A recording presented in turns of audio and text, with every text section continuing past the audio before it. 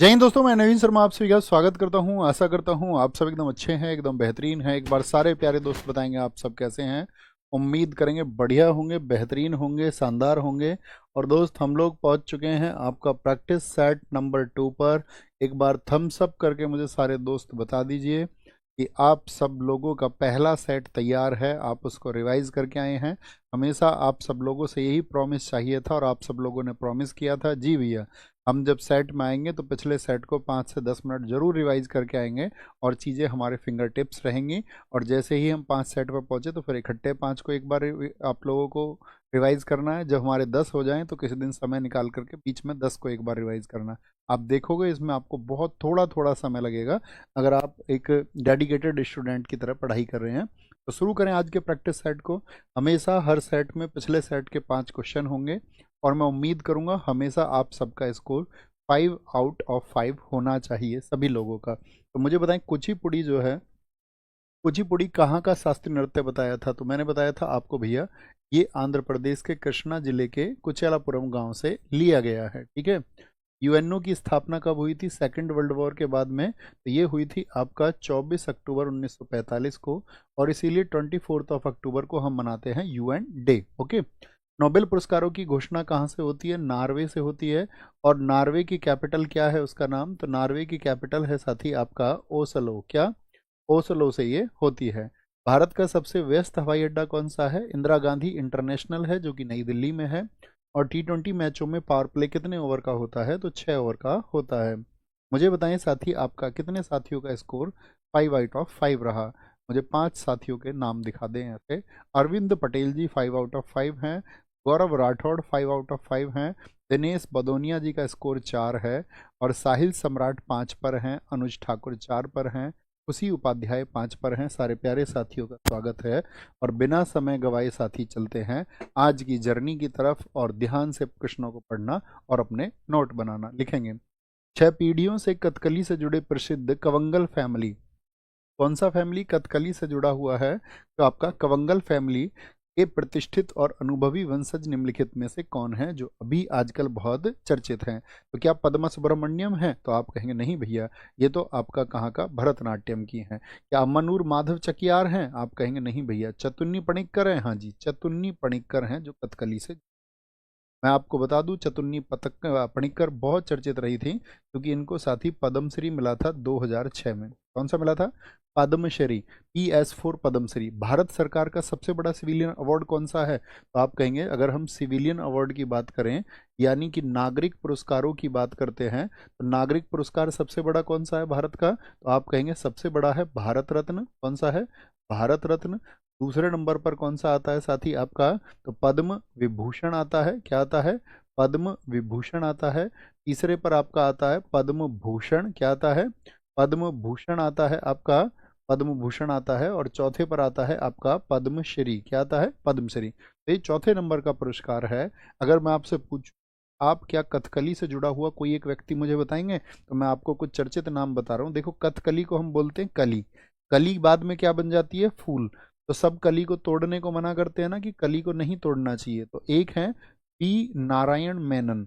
नारायण मेनन को आप ऐसे याद रख लेना, मेनन यानी मना किया हुआ है किसके लिए? कली को तोड़ने के लिए। दूसरा, एक उदय शंकर, यानी कली का उदय होता है, नहीं राइज करती है वो, तभी तो फ्लावर बनती है। आप कहेंगे हाँ जी। तीसरा नाम इसमें आता है के कुमारन नायार। के कुमारन नायार।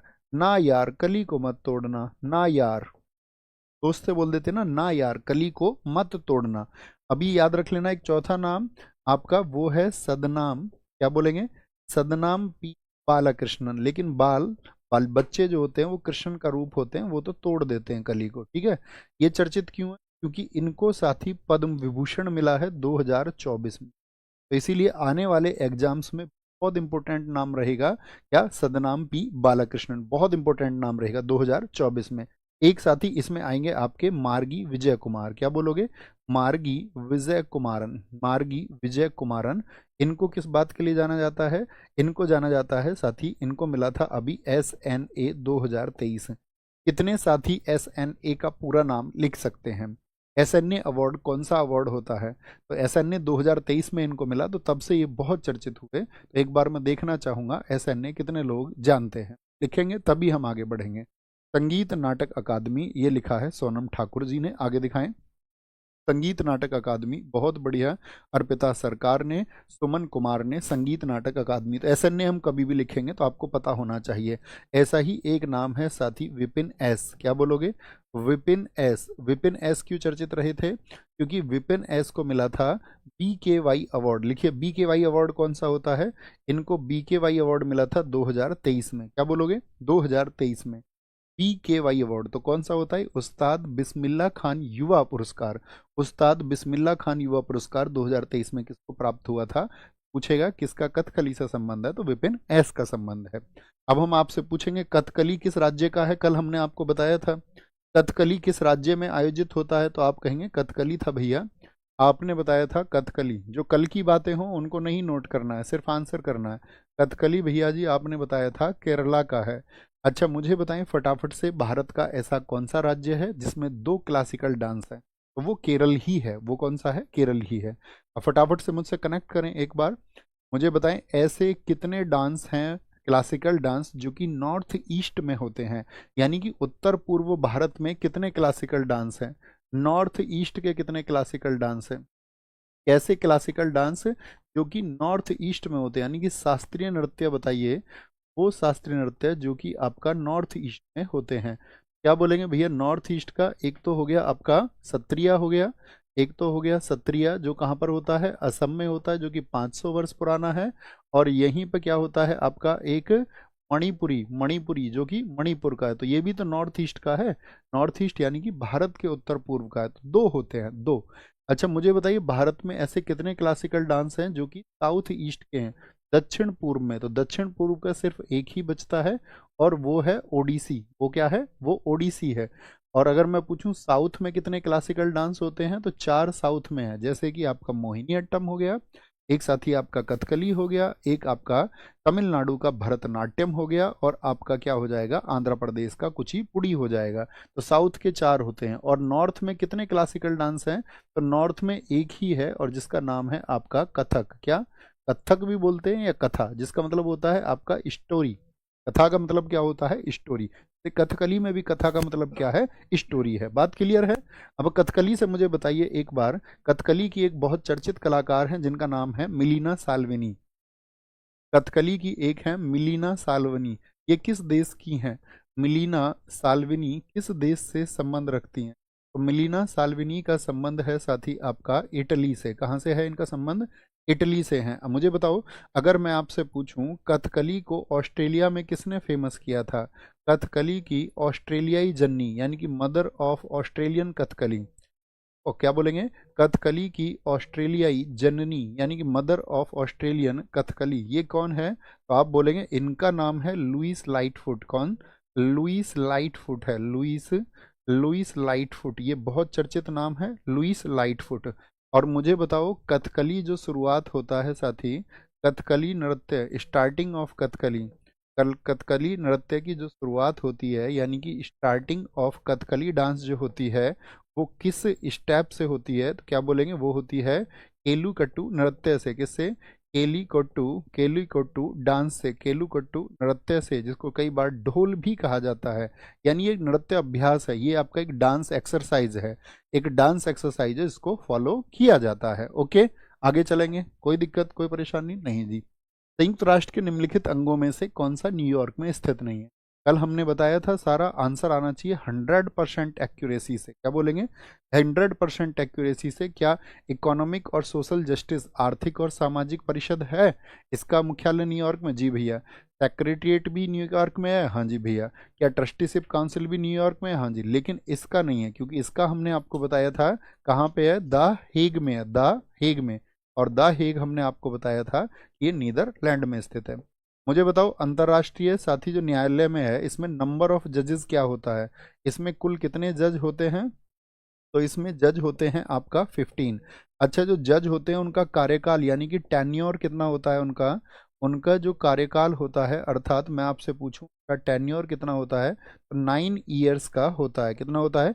9 ईयर्स का होता है। सचिवालय की अगर हम बात करें, जो साथी सचिवालय हमारा होता है, उस सचिवालय के प्रमुख को ही क्या कहा जाता है? जो चीफ ऑफ सेक्रेटरीट होता है उसको क्या बोलते हैं? तो सचिवालय का जो प्रमुख होता है, सचिवालय का जो प्रमुख होता है उसको बोलते हैं महासचिव। क्या बोलते हैं उसको? उसको महासचिव कहा जाता है। महासचिव कहा जाता है, यानी कि उसको क्या बोलते हैं? आपका महासचिव कहते हैं। अब मुझे बताओ यूएन के पहले महासचिव कौन थे? यूएन के जो साथी पहले महासचिव थे, जो चीफ सेक्रेटरी थे यूएन के पहले, सॉरी, यूएन के पहले, यूएन के पहले महासचिव कौन थे? बताएं जी। यूएन के पहले महासचिव, उनका क्या नाम था? तो आप बोलेंगे त्रिगवेली। किस देश के थे जिन्होंने इस्तीफा दे दिया था? त्रिगवेली ने इस्तीफा दे दिया था, और ये थे आपका नॉर्वे के। अब मैं आपसे पूछूंगा यूएन के उन महासचिव का नाम बताइए जिनकी डेथ एक हवाई दुर्घटना में हुई थी। क्या बोलेंगे? यूएन के ऐसे साथी वो महासचिव थे जिनकी हवाई दुर्घटना में डेथ हुई थी। किसमें? एक एयरप्लेन क्रैश में वो मारे गए थे, हवाई दुर्घटना में, हवाई दुर्घटना में मारे गए थे। तो उनका नाम है डैग हैमरशोल्ड। क्या है? डैग हैमरशोल्ड। और डैग हैमरशोल्ड इसलिए भी इम्पोर्टेंट है क्योंकि देखो, अगर आप नोबेल प्राइज पढ़ते होंगे, कल हमने बताया नोबेल प्राइज कब शुरू हुए थे? 1900 में स्थापित हुए, 1901 में पहली बार दिए गए। तो आप कहेंगे भैया नोबेल पुरस्कार हमेशा ज़्यादातर क्या है? हमेशा ज़्यादातर क्या, अब तो 1974 के बाद में तो जीवित व्यक्तियों को ही दिए जाते हैं। मुझे बताओ ऐसे कितने व्यक्ति हैं जिनको मरणोपरांत नोबेल पुरस्कार दिया गया है, यानी कि पोस्ट्ह्यूमसली जिनको नोबेल प्राइज दिया गया है? तो पोस्ट्ह्यूमसली ओनली 2%। कितना? सिर्फ 2 व्यक्ति है। एक तो 1931 का एरी एक्सेल है, और 1961 का डैग हैमरशोल्ड।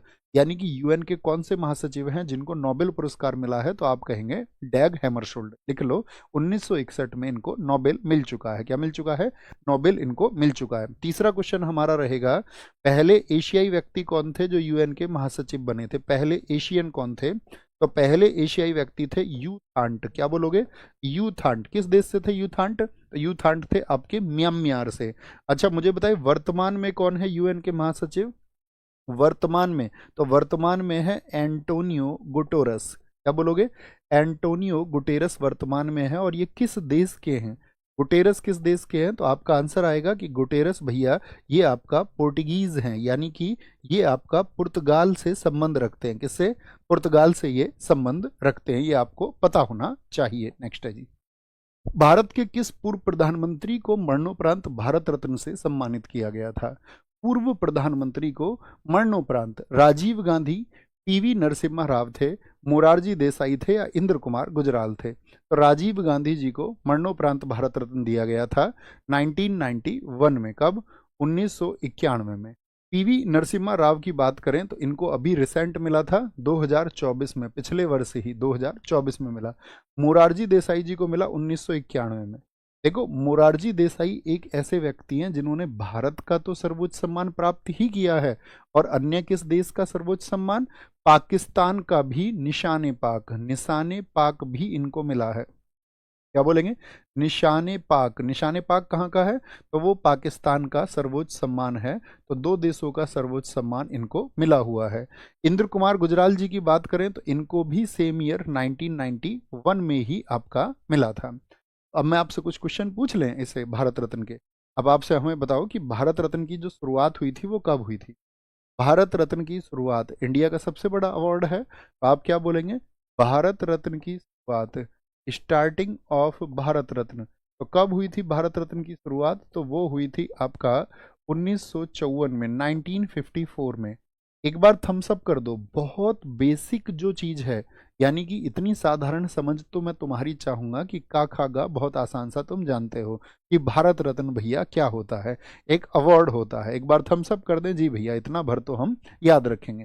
तो भारत रत्न की शुरुआत हो गई आपका। मुझे बताएं भारत रत्न अपना पोस्ट्ह्यूमसली कुल कितने पर्सनों को मिल चुका है? कितने लोगों को, कुल मरणोपरांत कितने व्यक्तियों को भारत रत्न अब तक मिल चुका है? तो कुल मरणोपरांत हो गए हैं आपका 20 लोग। क्या बोलेंगे? 20 लोग कुल मरणोपरांत हो गए हैं। कुल पीएम कितने प्राप्त करता है बताओ? कुल पीएम जिनको साथी ये अवार्ड मिल चुका है, कुल पीएम जिनको ये अवार्ड मिल चुका है, उनकी संख्या कहेंगे 9 है। अगर मैं कहूं पहले मरणोपरांत व्यक्ति कौन थे जिनको मिला था? पहले पोस्ट्ह्यूमसली यानी मरने के बाद में उनकी फैमिली मेंबर को दिया जाता होगा।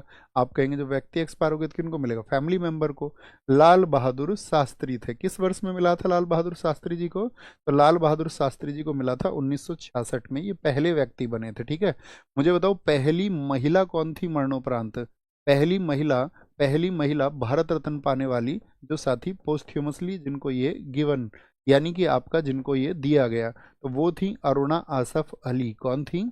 अरुणा अरुणा आसफ अली थी। किस वर्ष में मिला था अरुणा आसफ अली जी को? इनको मिला था 1997 में, 1997 में। और 2024 अभी रिसेंट में कितने लोगों को मिला था? तो 2024 में 4 मरणोपरांत लोगों को मिला। 2024 में मरने के उपरांत, मरणोपरांत कौन कौन थे? 4 मरणोपरांत, कुल तो 5 को मिला था लेकिन 4 मरणोपरांत थे और एक थे आपका जीवित व्यक्ति 2024 में। तो मरणोपरांत की बात हम कर रहे हैं तो कौन थे? एक तो आपका पीवी नरसिम्हा राव हो गए, पीवी नरसिम्हा राव। दूसरे व्यक्ति थे चौधरी चरण सिंह जी, बाबा चौधरी चरण सिंह को मिला। तीसरा एम एस स्वामीनाथन थे, हाँ या ना? एम एस स्वामीनाथन थे आपका। और चौथा आपका कौन थे? कर्पूरी ठाकुर थे, कर्पूरी ठाकुर थे। मेरा क्वेश्चन आपसे रहेगा, कर्पूरी ठाकुर जी का जो संबंध है वो किस स्टेट से है? कर्पूरी ठाकुर का संबंध किस स्टेट से है? देखो कभी भी आपको कभी भी किसी फैक्ट में डाउट हो तो आप उसको अगली क्लासेस में लिख सकते हैं, उसको हम सुधार लेंगे हमेशा। ओके, और जो जीवित व्यक्ति थे वो कौन थे, उनका नाम बताओ? लाल कृष्ण आडवाणी। लाल कृष्ण आडवाणी किस पार्टी के संस्थापक हैं? लाल कृष्ण आडवाणी किस पार्टी के संस्थापक रहे हैं? तो आप कहेंगे भैया बीजेपी के संस्थापक रहे हैं। और बीजेपी पार्टी की स्थापना किस वर्ष में हुई थी बताओ जरा? बीजेपी पार्टी की जो स्थापना है वो किस वर्ष में हुई थी? तो बीजेपी जो साथी इस्टेब्लिश की गई है वो की गई है आपका 1980 में, 1980 में। क्योंकि आप सबको पता होगा 25 जून 1975 को देश में इमरजेंसी लगी थी, तीसरा राष्ट्रीय आपातकाल लगा था। उसके बाद में जब वो इमरजेंसी 21 महीने के बाद हटी 1977 में, तो पूरा जो विपक्ष है वो इंदिरा गांधी के खिलाफ हो गया, यानी कांग्रेस के खिलाफ हो गया। ठीक है, और उन्होंने क्या है एक पार्टी बनाई थी आपका, जो आपका जनता पार्टी थी, और उसने चुनाव में हरा दिया था इंदिरा गांधी जी। लेकिन जैसे ही 1979 में उस पार्टी का जो लीड करते थे जेपी, जेपी जिन्होंने देश के किसानों को या देश के युवाओं को या देश के छात्रों को जिन्होंने एकजुट किया, जब उन जेपी की डेथ हो गई तो उसके बाद में वो पार्टी बिखर गई। और उसी समय पे ये आपका अटल बिहारी वाजपेयी थे, लाल कृष्ण आडवाणी, उन्होंने बीजेपी की स्थापना की 1980 में। एक पार्टी और पूछें, बताओ जरा कांग्रेस की स्थापना किस वर्ष में हुई थी? कांग्रेस की स्थापना बताएं। तो कांग्रेस की स्थापना हुई है 1885 में, 1885 में। अच्छा पूछे बसपा की स्थापना बताओ, बहुजन समाजवादी पार्टी की स्थापना कब हुई? बहुजन समाजवादी पार्टी की स्थापना कब हुई थी? तो आप बोलेंगे 1984 में हुई, 1984 में हुई। अब क्वेश्चन बताओ आपका, अगर हम पूछें आपसे, भारत रत्न की बात चल रही है भैया, भारत रत्न की बात चल रही है, भारत रत्न पाने वाले पहले पीएम कौन थे बताओ जी? फर्स्ट पीएम कौन थे भारत रत्न पाने वाले? तो आप कहेंगे पहले पीएम थे पंडित जवाहरलाल नेहरू, नेहरू जी थे। कौन थे? नेहरू जी थे। मुझे बताओ भारत रत्न पाने वाले पहले सीएम कौन थे? पहले सीएम कौन थे? तो ये थे गोविंद बल्लभ पंत, जो कहाँ के थे? यूपी के सीएम थे। कहाँ के सीएम थे ये भैया यूपी के सीएम थे। मुझे बताओ पहले विदेशी कौन थे भारत रत्न पाने वाले? तो कौन थे? खान अब्दुल गफ्फार खान थे, खान अब्दुल गफ्फार खान। खान अब्दुल गफ्फार खान किस देश से संबंध रखते थे बताओ? अगर विदेशी हम इनको कह रहे हैं, खान अब्दुल गफ्फार खान। आज आप देखते होंगे ना पाकिस्तान में, रिसेंट में आप देखते होंगे पाकिस्तान में बलूचिस्तान की मांग चल रही है आजकल, यस और नो? हाँ जी। तो वो बलूचिस्तान की मांग हमेशा से कौन करते थे? यही थे जिन्होंने भारत में रेड शर्ट मूवमेंट, लाल कुर्ती आंदोलन भी चलाया था भारत में। ठीक है, इनके उपनाम बताओ, खान अब्दुल गफ्फार खान को क्या बोलते हैं? तो इनको मिला था आपका 1987 में, और इन्हीं को हम बोलते हैं आपका सीमांत गांधी। क्या बोला जाता है इनको? बच्चा खान भी इन्हीं को कहते हैं, बच्चा खान भी, सीमांत गांधी भी, फ्रंटियर गांधी भी इन्हीं को कहा जाता है। पहले विदेशी हो गए। मुझे बताओ दूसरे विदेशी कौन थे?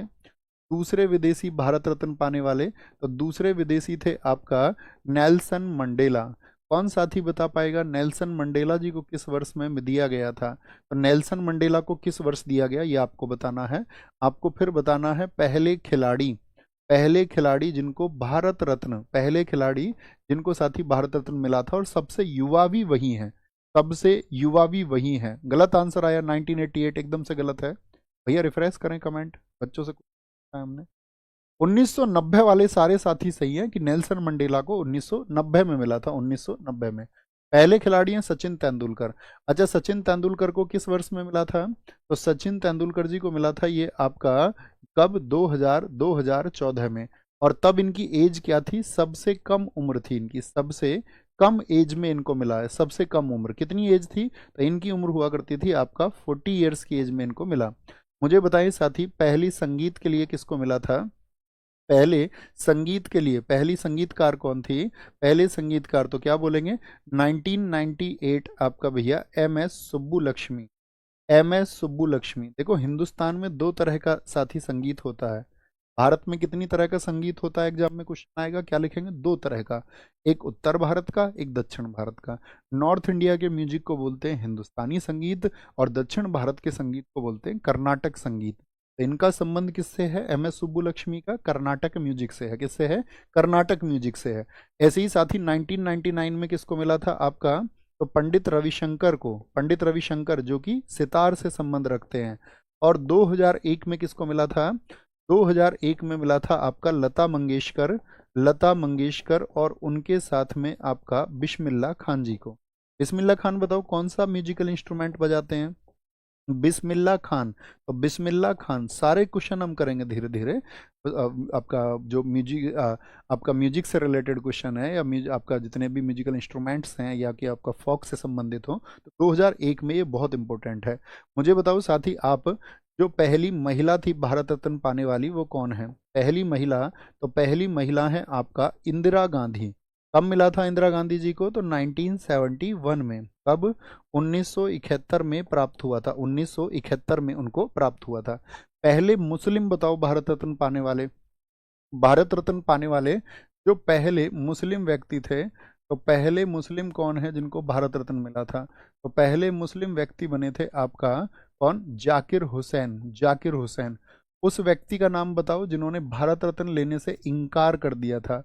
भारत रत्न लेने से इनकार किसने कर दिया था? तो वो थे भारत के पहले शिक्षा मंत्री। क्या नाम है उनका? मौलाना अबुल कलाम आजाद। अब्दुल कलाम नहीं, मौलाना अबुल कलाम। अब्दुल कलाम जी को तो मिला था 1997 में। मौलाना अब्दुल अब्दुल नहीं अबुल सॉरी मौलाना अबुल कलाम आजाद कौन थे? अबुल कलाम। लेकिन इनकी डेथ के बाद में फिर गवर्नमेंट ने इनको दे दिया था। कब? 1992 में। अच्छा, वो व्यक्ति कौन है जिनको उनके जन्मदिन के आपके 100वें वर्ष में, 100वां वर्ष यानी 1858 में उनका जन्म हुआ था, और 100वां वर्ष अर्थात 1958 में उनको भारत रत्न मिला? तो उनका नाम है धोंदो केशव कर्वे, जो भारत में आपका महिलाओं की शिक्षा के लिए बहुत ज़्यादा काम कर रहे थे, जिनकी वजह से देश में आपका श्री नाथीबाई ठाकरसी यानी कि SNDT विश्वविद्यालय बना है। चलें भैया आगे। ये बहुत इंपॉर्टेंट फैक्ट हैं जो अक्सर पूछे जाते हैं।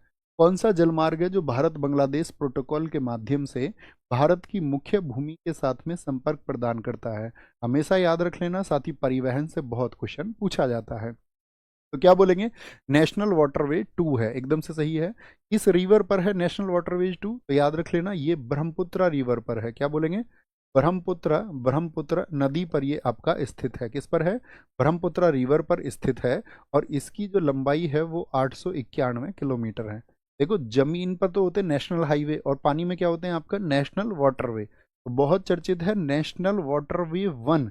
नेशनल वाटरवे 1 जो है साथी आपका, नेशनल वाटरवे 1 जो है आपका, ये कितना लंबा है? तो याद रख लेना, ये 1620 किलोमीटर का है।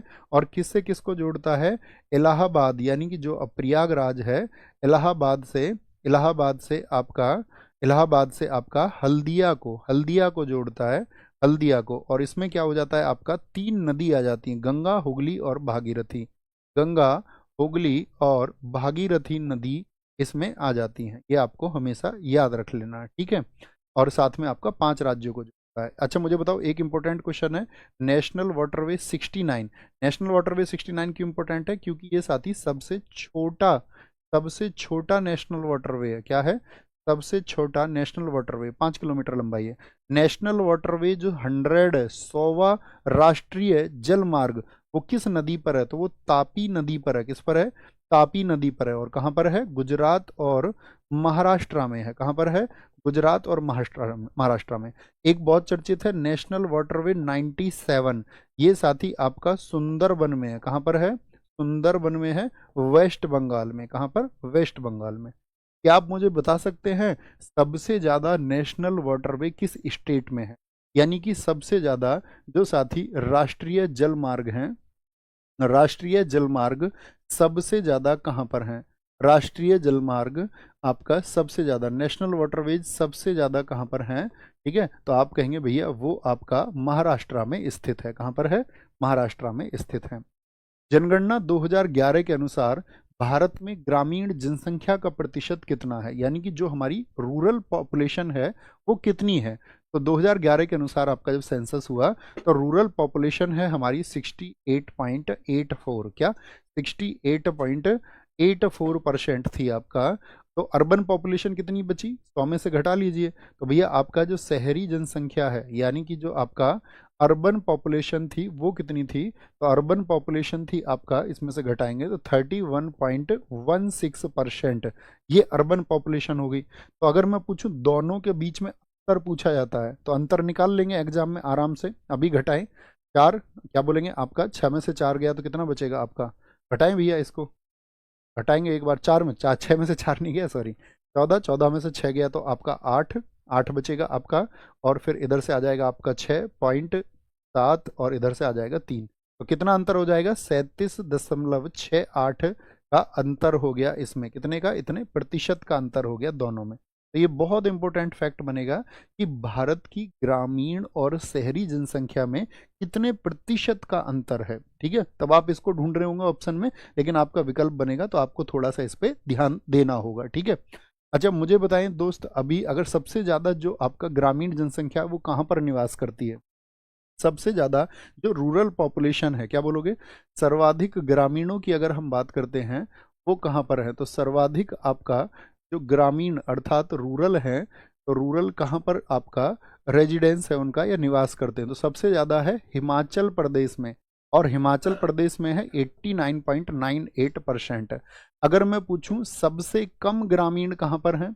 सबसे कम, सबसे कम रूरल, सबसे कम जो साथी आपका रूरल यानी रूरल से अर्थात ग्रामीण है आपका, वो कहाँ पर है? तो वो आपका गोवा में है, और गोवा में ये प्रतिशत है 33.82%, 37.82%। ठीक है, अच्छा मुझे बताओ सबसे ज्यादा शहरी कहाँ पर निवास करते हैं? अभी आपके जनरल लॉजिक का क्वेश्चन हो गया। सबसे ज्यादा शहरी, तो आप क्या बोलेंगे? जहां पर सबसे कम ग्रामीण है तो सबसे ज्यादा शहरी भी कहां पर हो जाएंगे? तो सबसे ज्यादा, सबसे ज्यादा अर्बनाइजेशन या सबसे ज्यादा अर्बन कहां पर रहते हैं?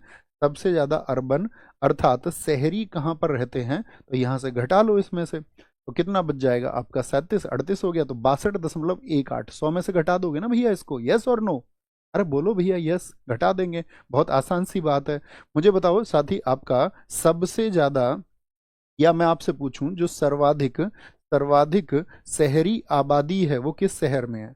सर्वाधिक शहरी आबादी, सॉरी शहर पूछ रहा हूँ, राज्य होना चाहिए हमको, शहर में तो सब शहरी ही होते हैं। तो महाराष्ट्र में है सबसे ज्यादा जो शहरी पॉपुलेशन है, क्या बोलेंगे? सबसे ज्यादा जो आपका अर्बन पॉपुलेशन है वो कहाँ पर है? वो महाराष्ट्र में है। और सबसे कम अर्बन पॉपुलेशन कहाँ पर है? वो आपका हिमाचल प्रदेश में। कॉमन सी बात है, ओके, कॉमन बात है एकदम। नेक्स्ट आ गया है, 1976 में भारत में पहला महिला अंतर्राष्ट्रीय टेस्ट क्रिकेट मैच कहां पर आयोजित हुआ था? महिला की बात कर रहे हैं और साथ में आपका टेस्ट क्रिकेट की बात कर रहे हैं। तो नई दिल्ली में हुआ था, बेंगलोर में, मुंबई में या कोलकाता में? तो ये हुआ था भैया आपका बेंगलोर में। ठीक है, और बेंगलोर में हुआ था 1976 में, वर्सेज, वर्सेज आपका वेस्ट इंडीज, क्या बोलोगे? वर्सेज वेस्ट इंडीज ये हुआ था, वर्सेज वेस्ट इंडीज, ये आपको पता होना चाहिए। अगर मैं पूछूं पहला महिला, पहला महिला ओडीआई कब हुआ था? वनडे इंटरनेशनल, पहला महिला ओडीआई, भारतीय की बात कर रहे हैं, तो पहला महिला ओडीआई जो हुआ था वो हुआ था 1978 में, याद रख लेना, वर्सेस इंग्लैंड हुआ था पहला महिला ओडीआई। ठीक है, अगर मैं पूछूं पहला महिला T20 कब हुआ था?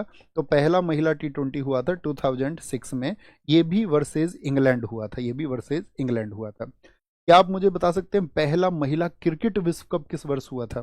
पहला महिला क्रिकेट वर्ल्ड कप, पहला महिला क्रिकेट वर्ल्ड कप पुरुषों से पहले हुआ था या बाद में? पहला महिला जो साथी आपका क्रिकेट वर्ल्ड कप था वो हुआ था आपका 1973 में, यानी कि पुरुषों के वर्ल्ड कप से 2 वर्ष पहले हुआ था।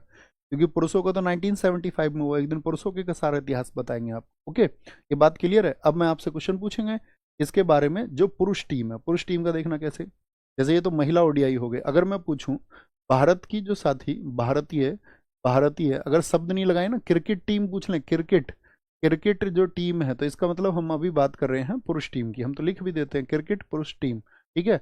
इसका मुझे बताओ पहला टेस्ट कब हुआ था, भारतीय क्रिकेट का जो पहला टेस्ट हुआ वो साथी आपका कब हुआ था। तो पहला टेस्ट बताना है, पहला ओडीआई आपको बताना है, पहला टी20 भारत ने कब खेला अपना, और पहला साथी आपका जो पिंक बॉल था, पिंक बॉल टेस्ट हुआ था, तो वो कब खेला था।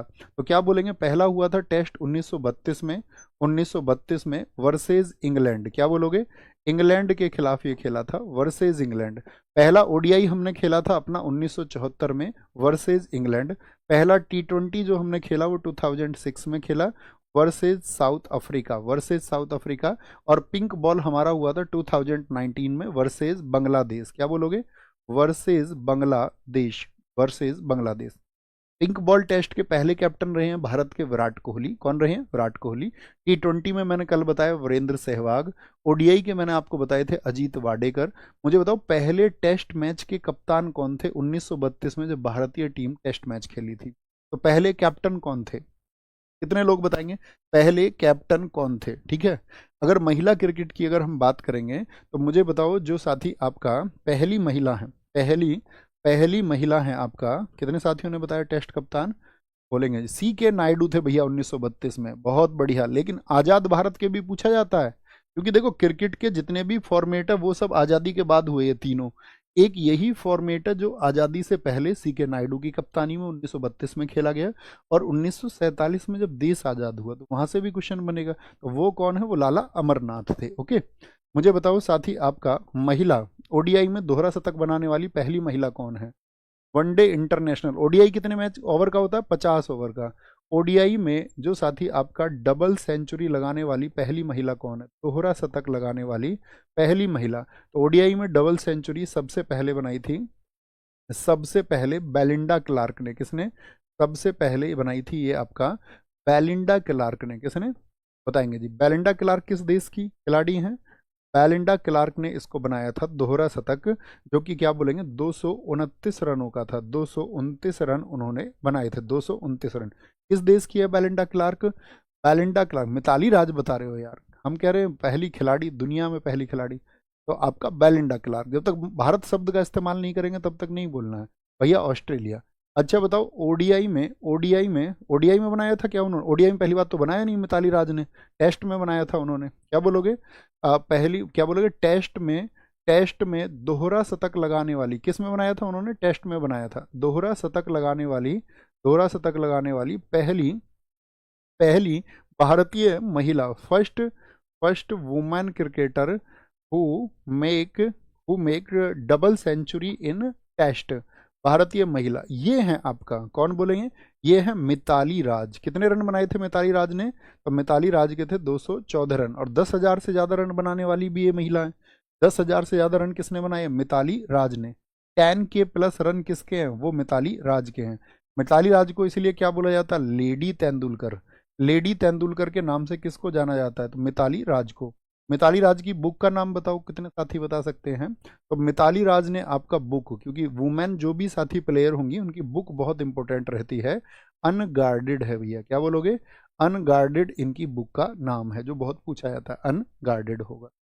निम्नलिखित में से कौन सल्ट्री डेज पुस्तक के लेखक हैं, सल्ट्री डेज को लिखा है, सल्ट्री डेज को किसने लिखा है, अनीता नायर ने, अनुजा चौहान ने, शोभा डे ने, या मेघना पंत ने। भैया शोभा डे एकदम से सही आंसर हो जाएगा। और शोभा डे की एक बुक और है स्पीड पोस्ट, जो खूब पूछी जाती है। स्पीड पोस्ट पुस्तक की लेखिका भी कौन है, शोभा डे है। मेघना पंत को जाना जाता है किसके लिए, इनकी एक किताब है बॉयज डोंट क्राई। क्या बोलोगे, boys boys don't cry, boys don't cry. ये आपका किसकी बुक है, मेघना पंत की। अनुजा चौहान की किताब का नाम है द जोया फैक्टर। क्या, द जोया फैक्टर, एसएससी बहुत पूछती है इस बुक को, याद रख लेना, द जोया फैक्टर को।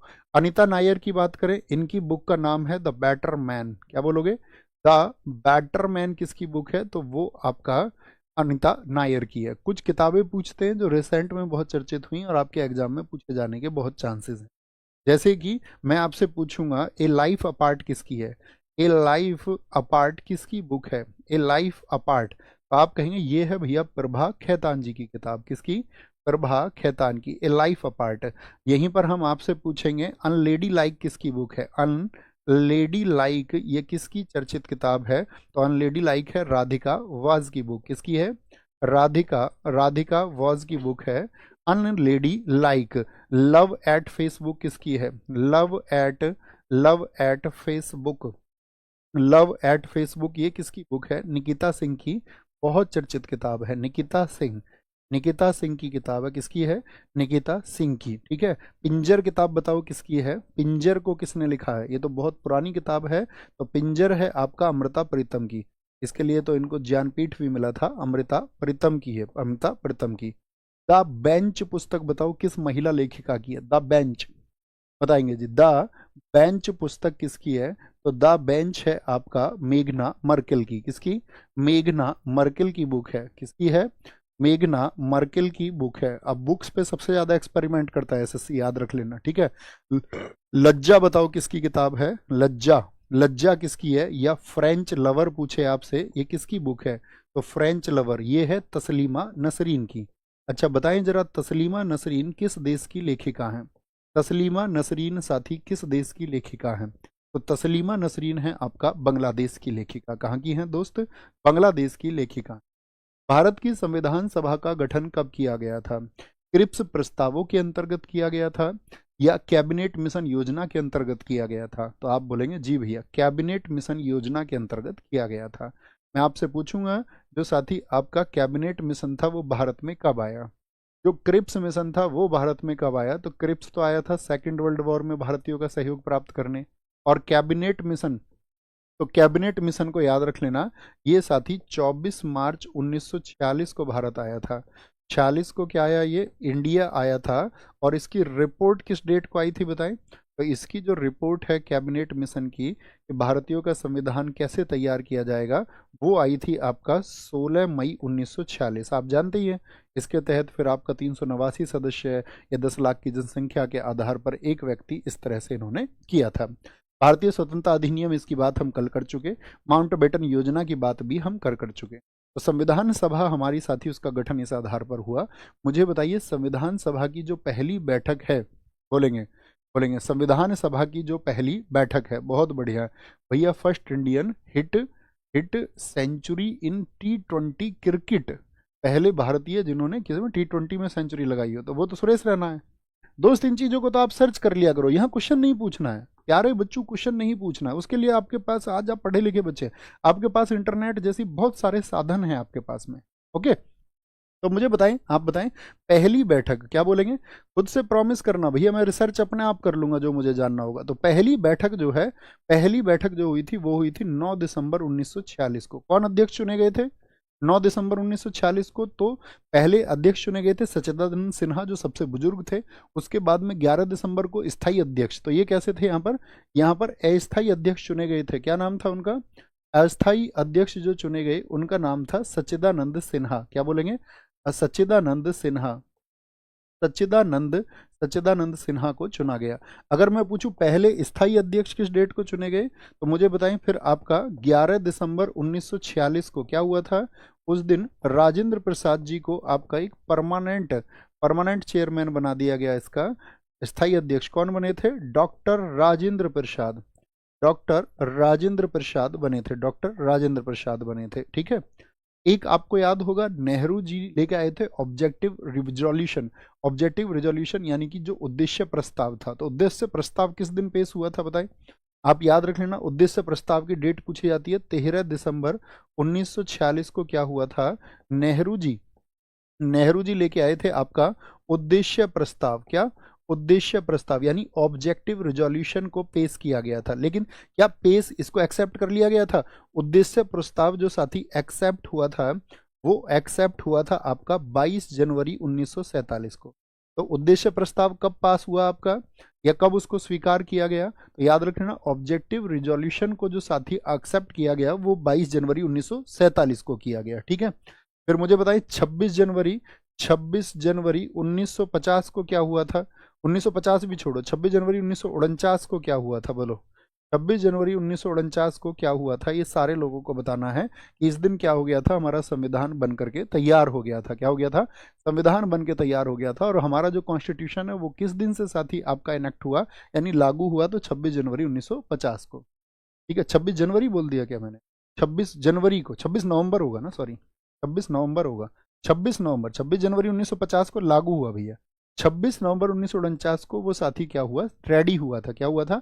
इस दिन संविधान यानी हमारा जो कॉन्स्टिट्यूशन है वो किस दिन तैयार हो गया था। कितना समय लगा था संविधान तैयार होने में?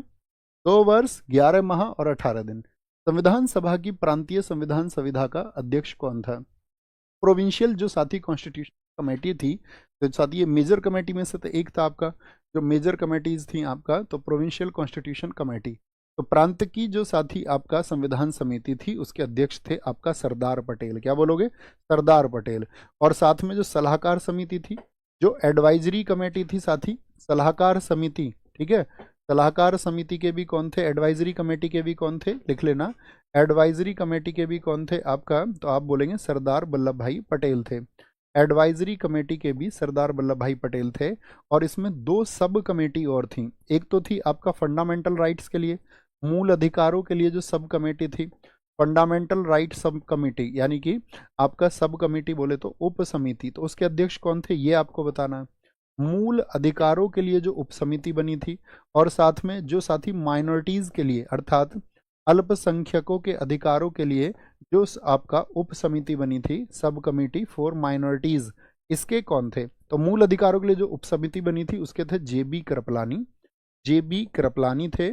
और साथ में आपका माइनॉरिटीज के लिए जो बनी थी उसके थे एच.सी. मुखर्जी, यानी अल्पसंख्यकों के लिए जो बनी थी उसके एच.सी. मुखर्जी थे। ठीक है, अब मुझे बताओ जो साथी नियम समिति थी और संचालन समिति थी, नियम समिति का मतलब रूल ऑफ प्रोसीजर थी आपका, जो नियम समिति थी इसके हेड कौन थे? रूल ऑफ प्रोसीजर के, किसके? रूल ऑफ प्रोसीजर के कौन थे? और साथ में एक थी आपका संचालन समिति, संचालन बोले तो स्टीयरिंग कमेटी थी, जो स्टीयरिंग कमेटी थी उसके चीफ कौन थे बताइए? जो स्टीयरिंग कमेटी थी आपका, क्या बोलोगे? जो स्टीयरिंग कमेटी थी उसके चीफ कौन थे? तो स्टीयरिंग कमेटी इन दोनों के थे आपका राजेंद्र प्रसाद। कौन थे? राजेंद्र प्रसाद थे, ये आपको याद रख लेना, राजेंद्र प्रसाद जी थे। अच्छा, संघ शक्ति के कौन थे? यूनियन पावर के, यूनियन पावर जो कमेटी थी, संघ शक्ति जो समिति, संघ शक्ति समिति के प्रमुख कौन थे? या आपका यूनियन कॉन्स्टिट्यूशनल कमेटी जो थी, यानी कि संघ संविधान जो समिति थी, इसके प्रमुख कौन थे? तो इन दोनों के थे आपका नेहरू जी। क्या बोलेंगे? नेहरू जी, नेहरू जी थे, ये याद रख लेना। और एक थी आपका झंडा, झंडा जो तदर्थ समिति थी, एक झंडा तदर्थ या तदर्थ झंडा समिति, यानी कि ad hoc committee for flag, ad hoc committee for flag, इसके कौन थे आपका? तो इसके थे राजेंद्र प्रसाद जी। इसके अलावा और कोई कमेटी पूछी नहीं जाती, ये बहुत इंपॉर्टेंट है, बहुत चर्चित है। अच्छा, जो संविधान सभा थी उसके एडवाइजर कौन थे बताएंगे जी? जो साथी आपका संविधान सभा थी उसके एडवाइजर कौन थे? संविधान सभा के एडवाइजर कौन थे? के एडवाइजर अर्थात उसके सलाहकार कौन थे? तो उसके सलाहकार थे आपका B.N. राव। कौन थे? B.N. राव थे, B.N. राव, ये आपको पता होना चाहिए। और ऐसा मुझे बताओ, एक क्वेश्चन पूछते हैं, तो विधानसभा में ऐसा कौन सा सदस्य था जो गैर कांग्रेसी था? आपका आंसर आना चाहिए, सोच समझ गए। गैर कांग्रेसी मेंबर कौन थे? नॉन कांग्रेसी। भारतीय संविधान सभा में कुल कितनी महिला थी? तो गैर कांग्रेसी थे आपका बाबा साहब भीमराव अंबेडकर। बहुत बढ़िया, बहुत शानदार। तो संविधान सभा में कुल महिला कितनी थी भैया? 15 थी। क्या बोलेंगे?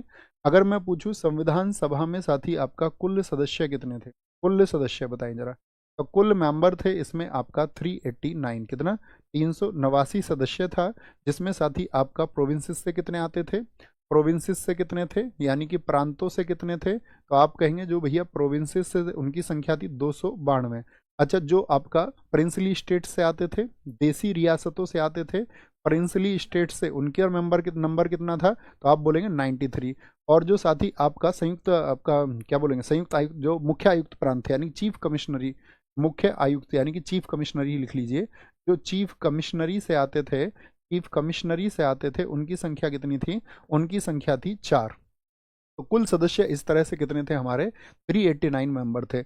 लेकिन यहाँ पर याद रख लेना, अगर विभाजन के बाद की बात करें, जब पार्टीशन हो गया इंडिया का, तो विभाजन के बाद कितने सदस्य रह गए थे, तो विभाजन के बाद में रह गए थे आपका 299 सदस्य। कितने, 299 सदस्य हो गए थे, जिसमें आपका, क्योंकि अब यहाँ पर दो चीजें बची थी, एक तो ब्रिटिश प्रांत थे, तो ब्रिटिश प्रांतों से कितने लोग थे, तो ब्रिटिश प्रांतों से 229 थे, और जो प्रिंसली स्टेट्स थे आपके, जो देसी रियासत थी, तो देसी रियासत से कितने थे, तो बचे हुए 70 यहीं से थे, यहीं से 70 यहीं से थे।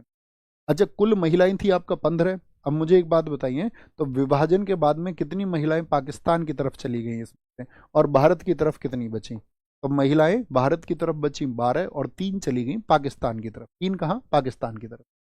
निम्नलिखित घटनाओं पर विचार कीजिए और उन्हें कालक्रम में लिखिए। जो प्रारूप समिति थी, यानी कि ड्राफ्टिंग कमेटी थी, देखो ड्राफ्टिंग कमेटी जो है साथी आपका, ये थी आपका 29 अगस्त 1947 को, और इसके हेड कौन थे ड्राफ्टिंग कमेटी के, इसीलिए बाबा साहब भीमराव अंबेडकर जी को बोलते हैं ना कि भारतीय संविधान के वो कौन है, जनक हैं, इसी ड्राफ्टिंग कमेटी की, क्योंकि सारा ड्राफ्ट उन्होंने बनाया एक समिति के साथ में। प्रारूप समिति, इसमें कितने सदस्य थे प्रारूप समिति में, बता सकते हैं, तो आप कहेंगे इसमें टोटल 7 सदस्य थे। लेकिन पूछा है बाबा साहब भीमराव अंबेडकर जी के अलावा कितने सदस्य थे, तो आप कहेंगे 1 + 6, उनके अलावा 6 सदस्य थे।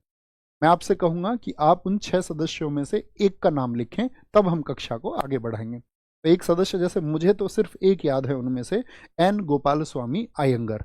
अब आप बताएं दूसरा, ठीक है, आप अलग अलग नाम लिखें कितने थे, देखते हैं कितने साथी बताएंगे। बीएल मित्र लिख रहे हैं एक दो, नहीं दोस्त, बीएल मित्र नहीं लिख सकते, बीएल मित्र आपको नहीं लिखना चाहिए, ठीक है। बोलेंगे जी कितने दोस्त लिख सकते हैं, भैया माधवाचारी थे, बहुत बढ़िया, माधवाचारी एकदम से ठीक है, माधवाचारी एकदम से ठीक लिखा। के एम मुंशी ठीक लिखा है दीपिका जी ने, 3 हो गए, 3 हो गए। गोपाल स्वामी अयंगर लिखा है एक साथी ने, एकदम से ठीक है, 4 हो गए।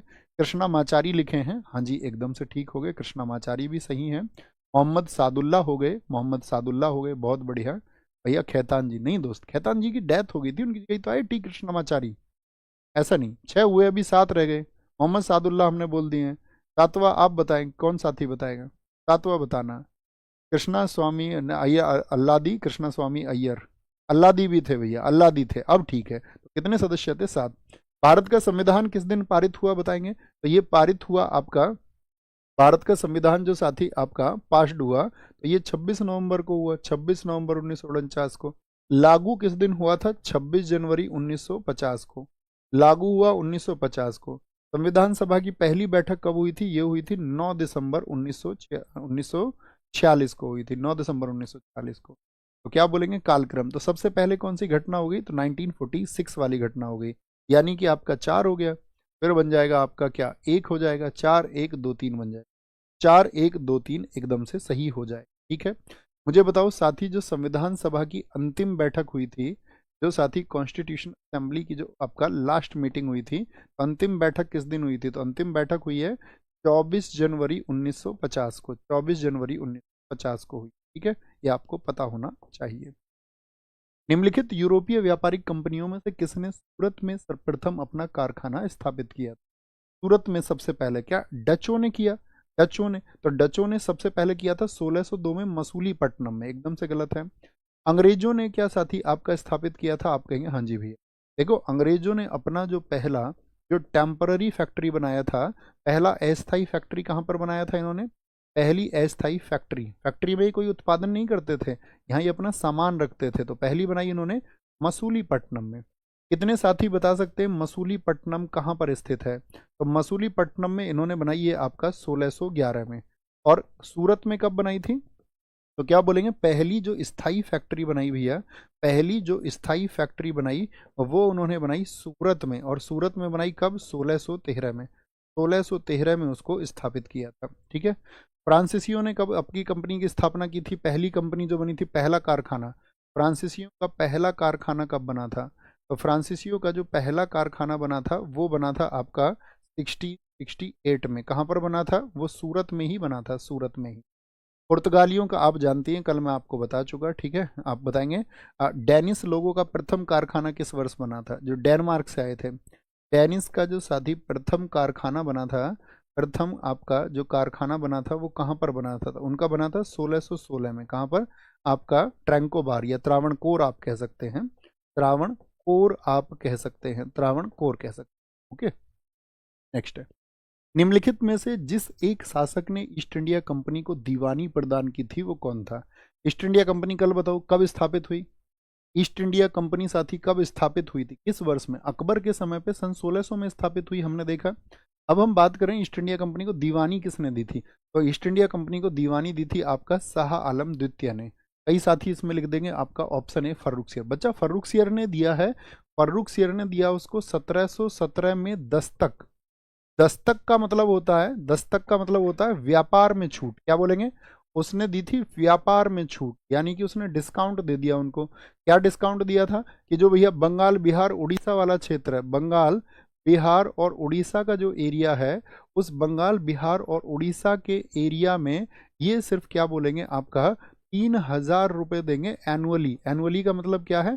वार्षिक देंगे आपका। और सूरत में 10,000 रुपये में। तो ये तो दस्तक था, दस्तक का मतलब छूट है, उसने छूट नहीं पूछा, उसने दीवानी। दीवानी का मतलब था जो वहां से टैक्स वसूलेंगे, जो वहां से लगान लेंगे, जो टैक्स लेंगे, तो टैक्स लेने का अधिकार दिया था उनको शाह आलम द्वितीय ने। क्यों? क्योंकि देखो, आपका मुझे बताओ बक्सर का वॉर कब हुआ था? सबसे पहले तो मुझे बताओ प्लासी का वॉर कब हुआ था? तो सबसे पहले तो आपको पता होना चाहिए, जो प्लासी वॉर हुआ था, प्लासी वॉर हुआ था 1757 में। कहाँ पर हुआ था साथी? आपका बंगाल में हुआ था। कहाँ पर? बंगाल में हुआ था, हुगली नदी के किनारे हुआ था। किस नदी के किनारे? हुगली नदी के किनारे हुआ था। और जब ये आपका 1757 में हुआ, तो 1757 में दो शक्तियां एक दूसरे के सामने आई यहाँ पर। एक तो था आपका कौन? सिराजुद्दौला, जो बंगाल का नवाब था, सिराजुद्दौला। और सिराजुद्दौला के खिलाफ ईस्ट इंडिया कंपनी की तरफ से कौन था? इसके खिलाफ था क्लाइव। इसमें जीत किसकी हुई थी? क्लाइव इसको क्या हो गया था? जीत गया था। तो कभी भी पूछे अंग्रेजी शासन की शुरुआत कौन सा वॉर है? अंग्रेजी शासन की शुरुआत, तो अंग्रेजी शासन की शुरुआत, कभी कोई ऐसा एग्जाम नहीं होगा जिसमें ये क्वेश्चन ना पूछा जाए। इस बार भी आप एसएससी देंगे, पूछा जाएगा ये। तो अंग्रेजी शासन की शुरुआत यानी starting of British rule by which battle, तो आप बोलेंगे बैटल ऑफ प्लासी, यानी कि प्लासी के युद्ध के द्वारा शुरू हुआ। इसके बाद में अंग्रेज लड़ते हैं आपका बक्सर का युद्ध। बक्सर का युद्ध कब हुआ बताओ? बक्सर का युद्ध साथी कब हुआ? तो बक्सर का युद्ध हुआ था आपका 22 से 23 अक्टूबर 1764 को। क्या बोलेंगे? 22 से 23 अक्टूबर, 23 अक्टूबर वो आपका जून में हुआ था, ठीक है, 1764। बक्सर कहाँ पर पड़ता है? तो बक्सर पड़ता है आपका बिहार में। क्या बोलेंगे? बिहार में पड़ता है। किस रिवर के किनारे ये वॉर हुआ था? गंगा नदी के किनारे हुआ था। और बक्सर में भी क्या हुआ आपका? दो शक्तियां आमने सामने आई। एक तो बक्सर में कौन था आपका? मीर कासिम, मीर कासिम जो बंगाल का नवाब था, ठीक है। और वर्सेज में कौन था आपका? ईस्ट इंडिया कंपनी की तरफ से था हेक्टर मुनरो। किसकी जीत हुई बताई? तो हेक्टर मुनरो इसमें विजयी हुआ। और साथ में मीर कासिम के साथ में उसका साथ देने वाला व्यक्ति था अवध से, अवध का जो नवाब था उसका क्या नाम था? अवध का नवाब का क्या नाम था? तो उसका नाम था सुजा उद्दौला। तो सुजा उद्दौला भी हारा, इसीलिए तो उन्होंने सुजा उद्दौला से कहा, अभी बताएंगे क्या कहा। और साथ में जो मुगल सम्राट था, मुगल सम्राट, उसका क्या नाम है? वही है ये शाह आलम द्वितीय। तभी इसने दीवानी दी हार करके। तो मुगल सम्राट का क्या नाम था? Shah Alam second, Shah Alam second. और इसने फिर क्या दिया?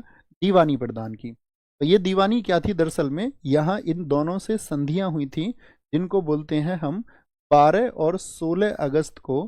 कौन सी संधियां हुई थी? इलाहाबाद की संधियां। कौन सी संधियां हुई? इलाहाबाद की संधि हुई। और इलाहाबाद की संधि में इनसे बोला गया, जैसे सुजाउद्दौला से कहा गया कि भाई तुम अपना कड़ा और इलाहाबाद का किला इसको दे दो, शाह आलम को। और सुजाउद्दौला से मांगे उन्होंने 50 लाख रुपए दोगे तुम युद्ध के खर्चे के रूप में। और शाह आलम को बना लिया अपना पेंशनर। और पेंशन कितनी दी थी शाह आलम को बताएंगे? शाह आलम को कितनी एनुअल पेंशन देते थे अंग्रेज? 26 लाख रुपए। क्या बोलेंगे? 26 लाख रुपए, 26 लाख रुपए। भैया आपका डेनिस लोगों का ट्रैंकोबार में होगा, 1616 में कंपनी बनी थी। हमने क्या 1616 लिखा? बिल्कुल ठीक है। तो कंपनी, अच्छा सॉरी, मैं कारखाना बताने वाला था आपको। देखो डेनिस लोग जो भारत में आते हैं अपनी कंपनी बनाकर 1616 में, और पहला कारखाना, बहुत बढ़िया, एक बार क्लैपिंग कर दो बच्चे के लिए, 1620 में बनाई, 4 वर्षों के बाद में, एकदम से ठीक है। 1616 में उन्होंने अपना क्या बोलेंगे कंपनी खोली थी, और हमने प्रथम कंपनी, और उससे हमने उसको गलत लिखा। बहुत बढ़िया, थम्स अप करें जी भैया, हम इसको करेक्ट कर चुके हैं। ऐसी चीजों को माइनर फैक्ट हो, देखो साथी, कभी भी ऐसा फैक्ट हो तो आप उसके लिए थोड़ा सा रिसर्च करके उसको देख लेना, है ना। तभी ऐसा हो। वैसे बाकी हम उसको क्लास में करेक्ट कर लेंगे, आप हमें बताएंगे इन फ्यूचर, जैसे याद आएगा कर लेंगे कि I am not also a robot. गलती स्वाभाविक होती है कभी कभी। निम्न में से कौन सी अवध के नवाबों की प्रथम राजधानी थी? अवध के नवाबों की प्रथम राजधानी कौन सी थी? लखनऊ, इलाहाबाद, फैजाबाद। तो आप कहेंगे भैया फैजाबाद थी, फैजाबाद। और फैजाबाद से पूछा जाता है, फैजाबाद से लखनऊ किसने स्थानांतरित की थी? फैजाबाद से जो लखनऊ पहुंचाई थी वो पहुंचाई थी आपका आसफ उद्दौला ने। किसने? आसफ उद्दौला के द्वारा। आसफ उद्दौला ने इसको पहुंचाया था। ठीक है। अच्छा, अवध की हम बात करते हैं। अवध का संस्थापक कौन है बताएं जरा। अवध का जो साथी आपका फाउंडर था वो कौन था? अवध का जो संस्थापक था, आपको पता होना चाहिए, मोहम्मद शाह रंगीला के समय मुगल बहुत कमजोर थे, तो उस समय पे बहुत सारे राज्य जो है वो अलग हुए, तो इसको बोलते हैं सादत खान। कौन था? सादत खान बोले, या इसी को कहा जाता है बुरहान उल मुल्क। क्या बोलेंगे? बुरहान उल मुल्क इसी को कहा जाता है। अब आगे पूछेंगे, यहाँ पर क्वेश्चन है, और भी अन्य राज्य स्थापित हुए थे, तो कौन कौन से थे? उनके संस्थापक बहुत इंपॉर्टेंट है। जैसे मैं आपसे पूछूंगा अवध के इस समय पर आपका अन्य, जैसे हैदराबाद स्वतंत्र हुआ था 1724 में, तो हैदराबाद की स्थापना किसने की थी? तो निज़ाम उल मुल्क। निज़ाम उल मुल्क का दूसरा नाम क्या है जो एग्जाम में कभी कभी मिलता है? चिंगक्लिज खान। इसी का नाम क्या है? चिंगक्लिज खान है, चिंगक्लिज खान। इसने इसकी स्थापना की थी, चिंगक्लिज खान ने। अच्छा बताओ, कर्नाटक की स्थापना किसने की थी? स्वतंत्र राज्य कर्नाटक में किसने बनाया था? तो कर्नाटक में जो स्वतंत्र राज्य बनाया था साथी, वो बनाया था आपका सादत उल्ला खान ने। क्या बोलेंगे? सादत उल्ला खान ने स्थापित किया था, सादत उल्ला खान ने। अच्छा मुझे बताओ, मैसूर में स्वतंत्र साम्राज्य की स्थापना किसने की थी? मैसूर में कौन व्यक्ति था? तो मैसूर में था आपका हैदर अली। क्या बोलेंगे? हैदर अली था। भरतपुर में कौन था साथी आपका? भरतपुर में आपका, तो भरतपुर में थे 18वीं शताब्दी में चूड़ामन थे, और उनके साथ में थे बदन सिंह। कौन थे? चूड़ामन और बदन सिंह थे। क्या बोलोगे? चूड़ामन और आपका बदन सिंह थे। निम्नलिखित में से कौन सा युग्म जो है वो सही सुमेलित नहीं है? क्या बोलेंगे? सही सुमेलित नहीं है।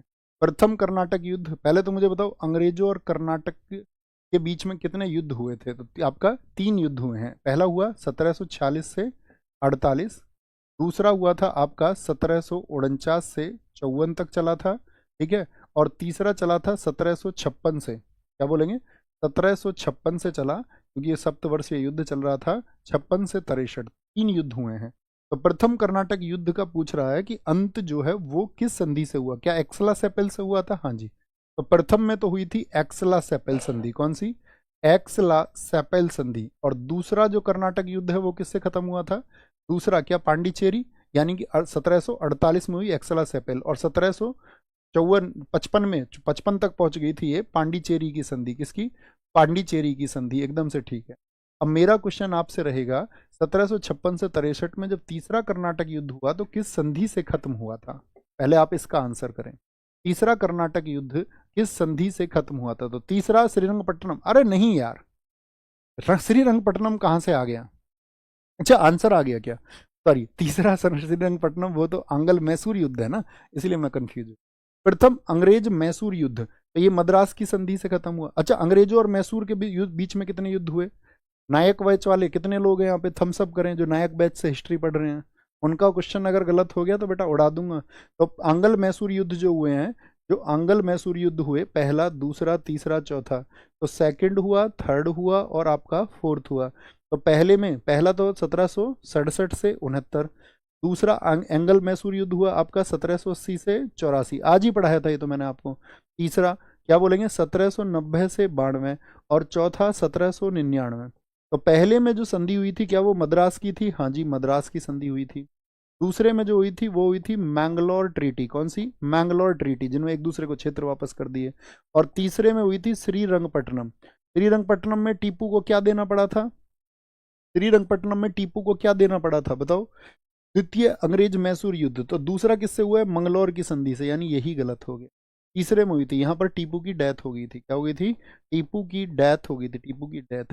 श्रीरंगपट्टनम संधि में क्या दिया था? अपना आधा राज्य दिया था, 3 करोड़ रुपए दिए थे। कितने? 3 करोड़ रुपए दिए, और आधा साम्राज्य दिया किसको? ईस्ट इंडिया कंपनी को।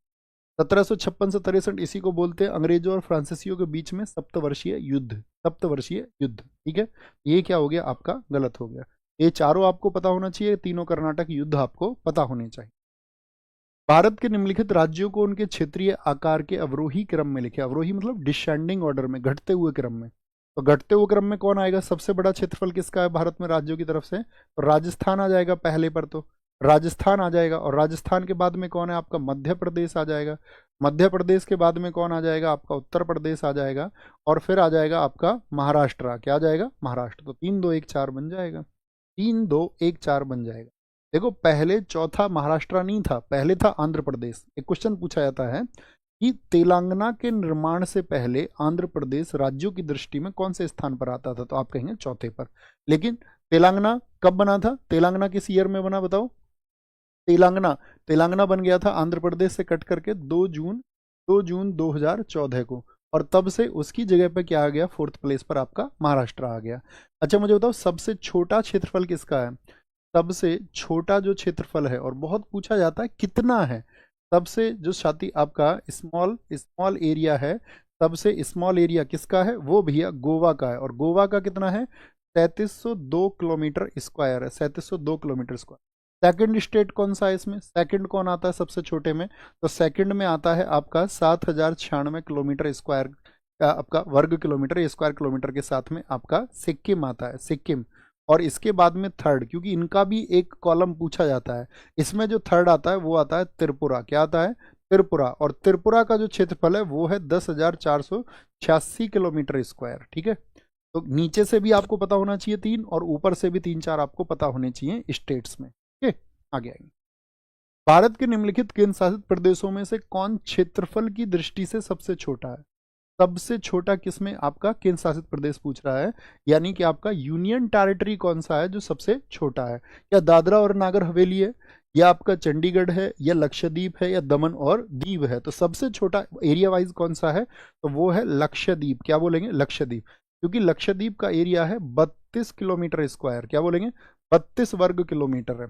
अच्छा मुझे बताओ फिर सबसे बड़ा कौन है इसमें, यूटी, सबसे बड़ा जो साथी आपका यूनियन टेरिटरी या आपका केंद्र शासित प्रदेश है एरिया में, तो आप कहेंगे भैया लद्दाख का एरिया है। आप मैप में देख भी सकते हैं उसको, लद्दाख का क्षेत्र सबसे बड़ा है और उसका एरिया है 59,146 किलोमीटर स्क्वायर, इससे बड़ा कोई नहीं है।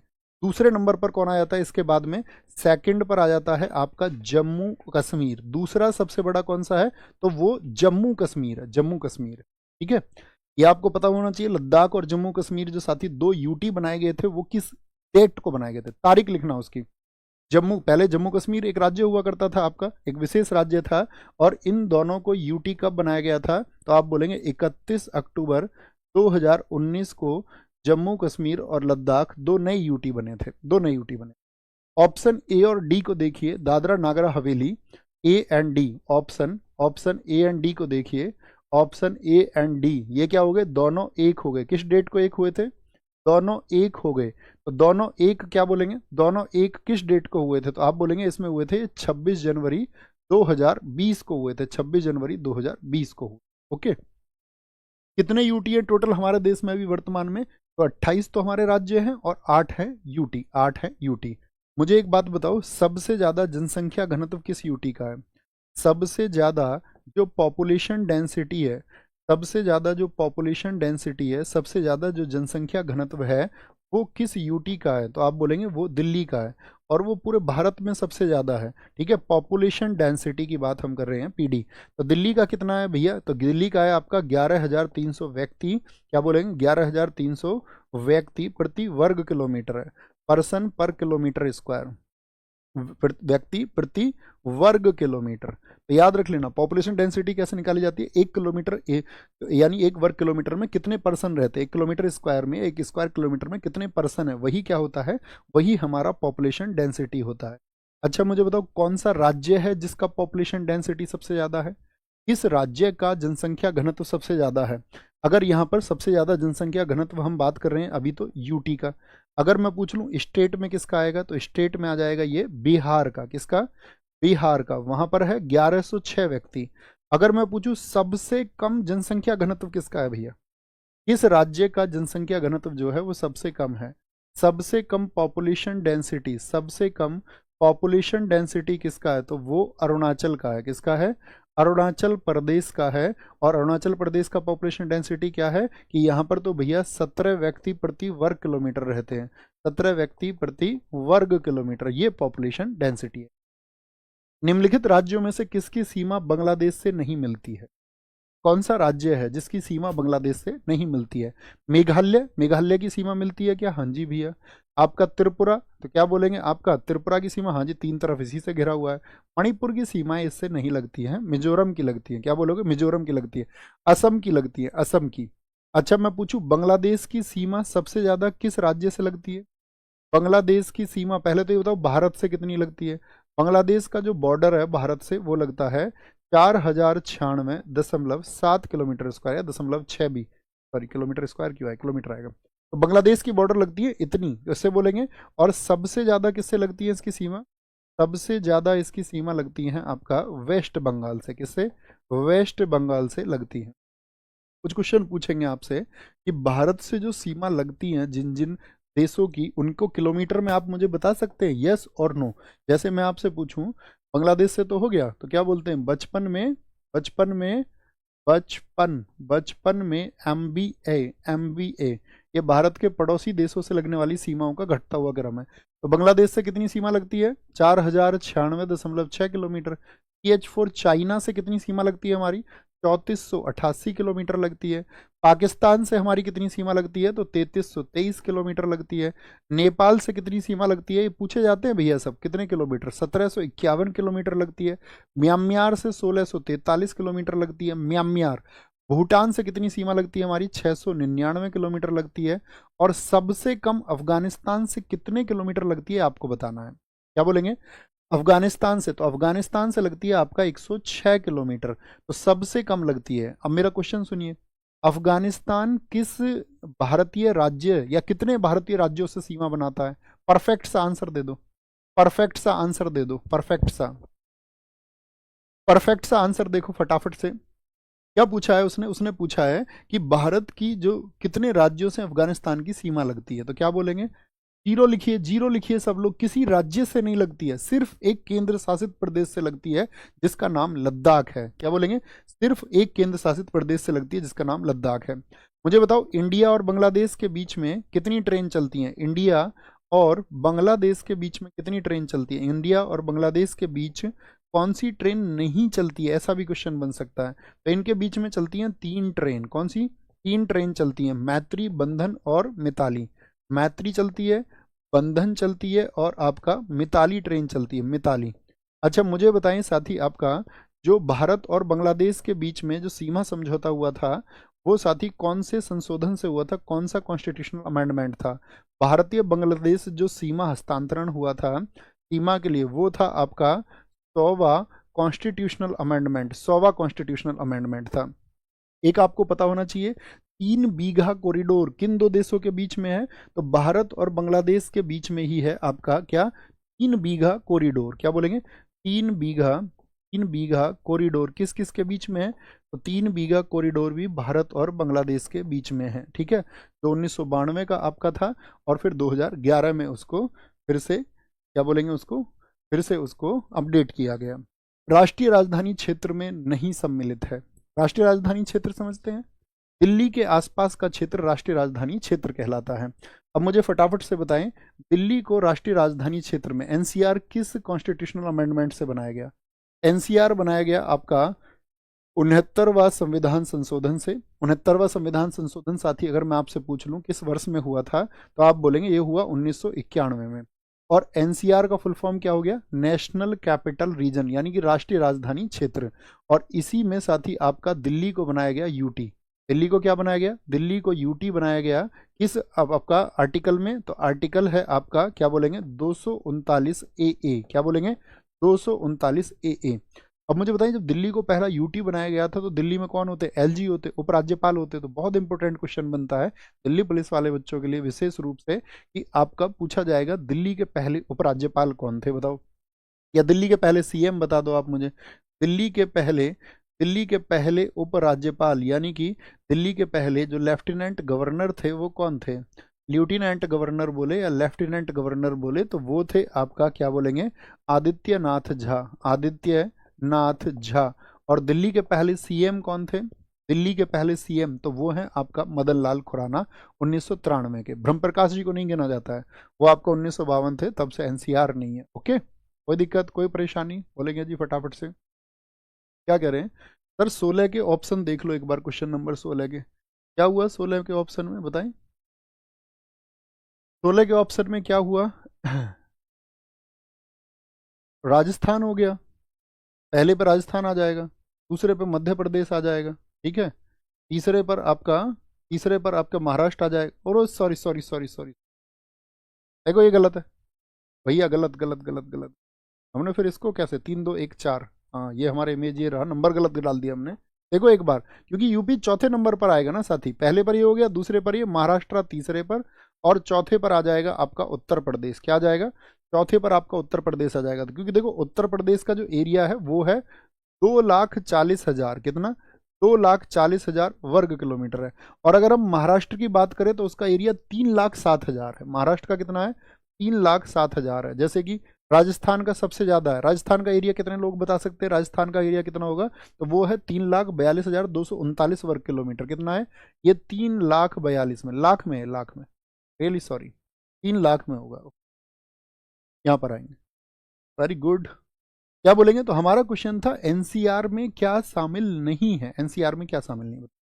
हरियाणा का भाग शामिल है क्या एनसीआर में? आप कहेंगे हाँ जी भैया, हरियाणा के सबसे ज़्यादा जिले आते हैं। और राष्ट्रीय राजधानी क्षेत्र को जब बनाया गया 1985 में, ठीक है, एनसीआर में उसको घोषित किया गया, संवैधानिक दर्जा मिला उसको 1991 में। पंजाब का कोई भाग एनसीआर में नहीं आता। राजस्थान के आते हैं 2 जिले, अलवर भरतपुर आते हैं, यूपी के भी 8 जिले आते हैं, हरियाणा के भी आपका 14 जिले आते हैं, तो पंजाब का एरिया नहीं आता है। भारत में वर्तमान में सबसे बड़ा राष्ट्रीयकृत वाणिज्यिक बैंक कौन सा है? जो भारत का सबसे बड़ा नेशनलाइज्ड कॉमर्शियल बैंक है वो कौन सा है अभी प्रेजेंट में? तो क्या बोलेंगे भैया? स्टेट बैंक ऑफ इंडिया है, state bank of India.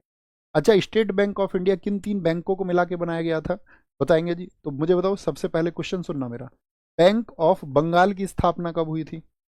Bank of Bengal की स्थापना साथी किस वर्ष में की गई थी? तो आप कहेंगे बैंक ऑफ बंगाल बना था 1806 में। मैं आपसे पूछूं बैंक ऑफ बॉम्बे कब बना था? तो बैंक ऑफ बॉम्बे साथी बना था 1840 में। मैं आपसे पूछूं बैंक ऑफ मद्रास कब बना था? बैंक ऑफ मद्रास तो आप कहेंगे 1843 में। इन तीनों को मर्ज करके क्या बना दिया गया? तीनों को मर्ज कर दिया गया, और तीनों को मर्ज करके बनाया गया आपका इंपीरियल बैंक। कौन सा बैंक? Imperial bank. तो मुझे बताओ इंपीरियल बैंक किस वर्ष में बना? तो इंपीरियल बैंक आपका बना था भैया आपका 27 जनवरी 1921 को। कब इंपीरियल बैंक बना? 27 जनवरी 1921 को। जिसके संस्थापक कौन थे ये आपको बताना है। इन तीनों को जो मर्ज किया गया, इंपीरियल बैंक के जो संस्थापक थे वो थे जॉन मेनार्ड कीन्स। क्या बोलोगे? जॉन मेनार्ड कीन्स, या जिनको हम जेएम कीन्स के नाम से जानते हैं, जेएम कीन्स के। 1955 में इसको क्या कर दिया गया? इसको नेशनलाइज कर दिया गया, यानी कि इसका राष्ट्रीयकरण कर दिया गया, और राष्ट्रीयकरण करके इसका नाम रख दिया गया एसबीआई। एसबीआई इस दिन को, वो दिन कौन सा था ये आपको बताना 1955 में। तो आप बोलेंगे 1 जुलाई 1955 था। और किस समिति की सिफारिश पर, किस कमेटी की रिकमेंडेशंस पर यह किया गया था साथी? तो याद रख लेना, गोरेवाला समिति की सिफारिश पर। किसकी? गोरेवाला समिति, यानी जो गोरेवाला कमेटी थी उसकी रिकमेंडेशंस पर, गोरेवाला समिति की सिफारिश पर, on the recommendations of Gorewala committee. क्या बोलेंगे? सिफारिश पर, सिफारिश पर। अब मुझे बताएंगे एसबीआई के जो पहले अध्यक्ष बने थे वो कौन बने थे? स्टेट बैंक ऑफ इंडिया के जो पहले अध्यक्ष बने थे। करंट अफेयर्स आपसे उम्मीद करूंगा कि रिसेंट में जो नई नियुक्तियां होंगी वो आपको पता होना चाहिए। एसबीआई के पहले अध्यक्ष बने थे आपका जॉन मथाई। कौन बने थे? जॉन मथाई बने थे। और वर्तमान में कौन है ये आपको बताने हैं। क्या बोलेंगे? अभी रिसेंट में हो सकता है कोई चेंज हुए हो, तो सेट्टी साहब अभी चेंज हुए हैं या नहीं, आप लिखें यस और नो। क्या बोलेंगे? जो एसबीआई के नए अध्यक्ष हैं सेट्टी साहब, वो अभी चेंज हो चुके हैं या नहीं, इसके बारे में आपको मुझसे ज़्यादा इन्फॉर्मेशन, ज़्यादा नॉलेज। निम्नलिखित में से कौन सा एक भारतीय रिजर्व बैंक का कार्य नहीं है? बोलेंगे अभी फटाफट से, बोलेंगे जी फटाफट से, फटाफट से आंसर करें। कौन सा एक भारतीय रिजर्व बैंक का कार्य नहीं है जो रिजर्व बैंक नहीं करता है? यार रिजर्व बैंक साथी नोट निर्गमन करता है, बैंकों का बैंक है, वो सरकारी बैंक है, पब्लिक से जमा स्वीकार करता है। तो क्या बोलेंगे, नोट निर्गमन यानी कि नोट इशुएंस होता है, पब्लिक से जमा स्वीकार कर सकता है वो? आप कहेंगे नहीं भैया, नोट आपका क्या बोलेंगे, आपका जमा स्वीकार नहीं करता है। नोट निर्गमन करता है क्या आरबीआई? आप कहेंगे हाँ जी। तो नोट निर्गमन यानी कि नोट को जारी करता है, आरबीआई के साइन के द्वारा ही जारी होता है। लेकिन आप मुझे बताओ, 1 रुपए के नोट को कौन जारी करता है? 1 रुपए का जो नोट होता है, तो 1 रुपए का जो नोट है वो साथी आपका फाइनेंस मिनिस्ट्री के द्वारा यानी कि वित्त मंत्रालय द्वारा आपका जारी किया जाता है। और इस पे जो साइन होते हैं 1 रुपए के नोट पर, वो किसके होते हैं? 1 रुपए के साइन पर, नोट पर आपका साइन होते हैं वित्त सचिव के यानी कि फाइनेंस सेक्रेटरी के। तो मेरे 2 क्वेश्चन है आपसे, भारत के पहले वित्त सचिव कौन थे और वर्तमान में भारत के वित्त सचिव कौन हैं? तो क्या बोलेंगे, भारत के पहले वित्त सचिव कौन थे? भारत के जो पहले फाइनेंस सेक्रेटरी थे वो थे आपका पीसी भट्टाचार्य। कौन थे? पीसी भट्टाचार्य साहब थे। और अभी वर्तमान में कौन है आपका? सारे लोगों का आंसर आना चाहिए तभी क्लास को आगे बढ़ाएंगे, नहीं तो अभी बंद कर देंगे। क्या बोलेंगे, वर्तमान में कौन बने हैं उनका नाम लिखें वर्तमान में। तो वर्तमान में है आपका अभी पिछले ही महीने अजय सेठ। क्या बोलोगे? अजय सेठ, अजय सेठ है आपका, ठीक है। और जितने भी बाकी नोट हैं उन सब पर किसके साइन होते हैं? बाकी पर। बाकी पर कौन साइन करेगा बताओ? बाकी पर साइन होते हैं आपका आरबीआई के गवर्नर के। किसके? आरबीआई के गवर्नर के साइन होते हैं, आरबीआई के गवर्नर के। ओके। आरबीआई मुझे बताओ साथी किस एक्ट से बना था? आरबीआई एक्ट किस ईयर में आया? तो आरबीआई एक्ट बताओ। आरबीआई जो साथी आपका एक्ट है वो आया था 1934 में। आरबीआई की स्थापना कब हुई थी बताओ? स्थापना हुई थी आरबीआई की 1 अप्रैल 1 अप्रैल 1935 को, 1 अप्रैल 1935 को हुई थी। आरबीआई को साथी नेशनलाइज कब किया गया था? नेशनलाइज कब किया गया इसको, यानी इसका राष्ट्रीयकरण कब हुआ था? राष्ट्रीयकरण हुआ था इसका 1949 में।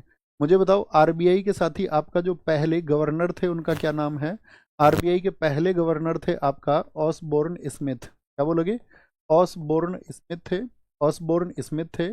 और आरबीआई के अगर मैं आपसे पूछ लूं, आरबीआई के पहले भारतीय गवर्नर कौन थे? तो ऑसबोर्न स्मिथ तो विदेशी हैं, तो पहले भारतीय गवर्नर जो थे उनका नाम है आपका सीडी देशमुख। क्या नाम है? सीडी देशमुख। और आजाद भारत के पहले भी यही थे, ये भी पूछा जाए तो। अच्छा मुझे बताओ, जब रिजर्व बैंक की स्थापना हुई थी तो उसके लिए कैपिटल कितना था, पूंजी कितनी थी? तो पूंजी उसके लिए थी आपका 5 करोड़ रुपए। क्या बोलेंगे? 5 करोड़ रुपए। हेडक्वार्टर कहाँ है इसका? हेडक्वार्टर है इसका आपका साथी क्या बोलेंगे, हेडक्वार्टर आपका मुंबई में है। कहाँ पर है? मुंबई में।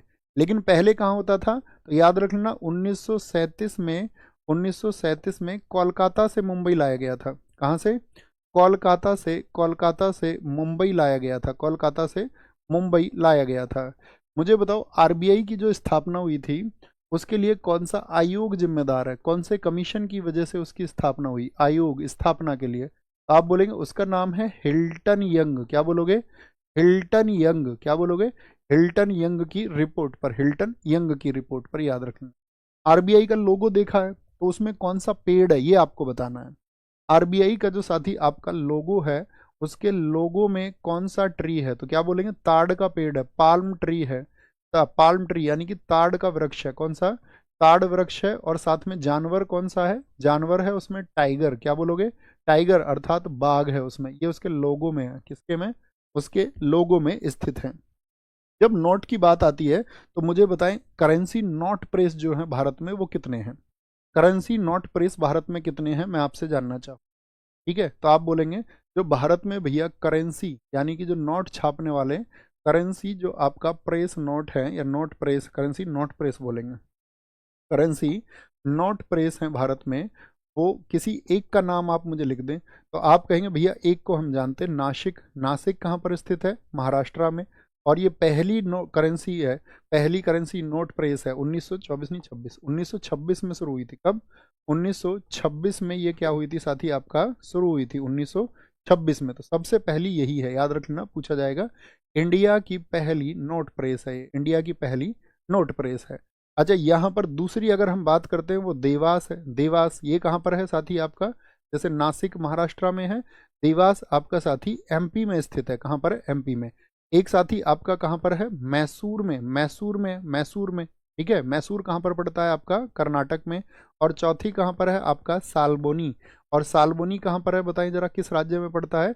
वेस्ट बंगाल में स्थित है, वेस्ट बंगाल। तो ये तो करेंसी नोट हो गए। और सिक्के जहां पर ढाले जाते हैं उस जगह को क्या कहते हैं? सिक्के। तो सिक्के जहां पर ढाले जाते हैं उसको बोलते हैं मिंट, अर्थात आपका टकसाल कहा जाता है। तो भारत में टकसाल कितनी है? तो टकसाल भी भैया भारत में 4 है। और 4 टकसाल कौन कौन सी हैं? जैसे एक टकसाल है आपका हैदराबाद का टकसाल, जिनके अपने साइन भी होते हैं, हैदराबाद हो गया। एक टकसाल है नोएडा में, नोएडा में हो गई आपका। एक टकसाल है आपका मुंबई में, कहाँ पर? मुंबई में। एक टकसाल और है, हैदराबाद हो गई, नोएडा हो गई, मुंबई। चौथी कहाँ पर है? कलकत्ता में। कहाँ पर है? कलकत्ता में। क्या बोलेंगे? चौथी आपका कलकत्ता में स्थित है। ये भारत में सिक्के छापती है, सिक्के। सिक्के छापने का क्या मतलब, सॉरी, सिक्के छापे नहीं जाते, सिक्के ढाले जाते हैं, सिक्के ढाले जाते हैं।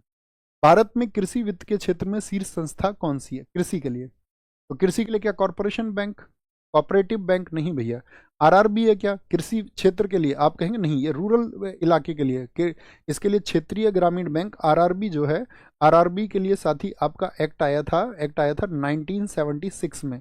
और आरबीआई की जो स्थापना, आरबीआई नहीं सॉरी, आरआरबी की जो स्थापना हुई थी वो हुई थी दोस्त आपका 1975 में, 1975। इसके लिए एक दिन पूरा क्लास लेके आएंगे, ओके, मतलब टॉपिक लेके आएंगे इसको। NABARD, NABARD national bank for agriculture and rural development. सारे साथी फुल फॉर्म लिखें, national, national bank for agriculture and rural development, अर्थात किसके लिए हो गया? ग्रामीण विकास के लिए। रूरल डेवलपमेंट बोले तो ग्रामीण विकास के लिए। कब हुई थी नाबार्ड की स्थापना? नाबार्ड की स्थापना बताओ भैया कब हुई थी? 1982 में हुई। अगर मैं पूछूं इसके लिए एक्ट कब आया था, तो एक्ट आया था 1981 में। समिति बताओ कौन सी समिति की सिफारिश पर इसको लाया गया? तो समिति थी आपका शिवरामन समिति। क्या बोलोगे? शिवरामन समिति, शिवरामन समिति। और आपसे कभी भी पूछे शिवरामन समिति की जो साथी आपका, इस समिति का जो गठन हुआ था, शिवरामन समिति का जो फॉर्मेशन हुआ था वो हुआ था 1979 को। नाबार्ड की जब स्थापना हुई तो उसके लिए पूंजी कितनी थी इनिशियल? जो पूंजी अर्थात कैपिटल कितना था उसके पास में? तो उसके लिए कैपिटल था आपका 100 करोड़। पहले अध्यक्ष कौन थे नाबार्ड के? नाबार्ड के पहले अध्यक्ष कौन थे? वर्तमान तुमको पता होना चाहिए। पहले अध्यक्ष थे इसके एम राम कृष्णैया। क्या बोलोगे? एम राम कृष्णैया थे। हेडक्वार्टर बताओ नाबार्ड का साथी, जो हेडक्वार्टर है वो कहाँ पर है? तो नाबार्ड का हेडक्वार्टर है मुंबई में। अच्छा, जो हमारे देश की प्रधानमंत्री थी इंदिरा गांधी जी, इंदिरा गांधी जी ने देश को समर्पित कर दिया था नाबार्ड को। इंदिरा जी ने राष्ट्र को समर्पित कब किया था इसको? राष्ट्र को समर्पित, राष्ट्र को समर्पित कर दी, सॉरी, राष्ट्र को समर्पित कर दिया था। तो वो कब किया था? तो इंदिरा गांधी जी ने इसको राष्ट्र को समर्पित कर दिया था। बना तो था ये कब आपका? 1982 में, 12 जुलाई को। ठीक है, स्थापना कब हुई थी इसकी? 12 जुलाई को, 12 जुलाई को हुई थी। और 5 नवंबर को राष्ट्र को समर्पित कर दिया था, 5 नवंबर 1982 को। ठीक है, कौन सी पंचवर्षीय योजना थी उस समय? 6th 5 ईयर प्लान था। कौन सा था? 6ठा 5 ईयर प्लान था। मुझे बताओ नाबार्ड में जो भारत सरकार की हिस्सेदारी होती है वो कितनी होती है? भारत सरकार की जो हिस्सेदारी होती है वो कितनी होती है? तो नाबार्ड में भारत सरकार की हिस्सेदारी होती है साथ ही आपका 99%, 99% होती है, ये आपको पता होना चाहिए। 99% कितना होगा भैया? अभी केवी साजी ही है। ठीक है, क्या बोलेंगे? तो आप सबने बताया वर्तमान में अध्यक्ष जो हैं इसके, वर्तमान में अध्यक्ष, ये आपको लिखने हैं इसमें अपने नोट्स में। क्या बोलेंगे? वर्तमान में अध्यक्ष केवी साजी, मेरे हिसाब से तो गोविंद राजुलू हैं। महात्मा गांधी राष्ट्रीय रोजगार ग्रामीण अधिनियम किस वर्ष में पारित हुआ? इसको बोलते मनरेगा। क्या है ये? मनरेगा। मनरेगा का पुराना नाम क्या होता था? नरेगा। वो तब आपका राष्ट्रीय होता था, राष्ट्रीय ग्रामीण रोजगार गारंटी अधिनियम। तो ये कब बना था आपका? तो ये 2005 का है। क्या बोलेंगे?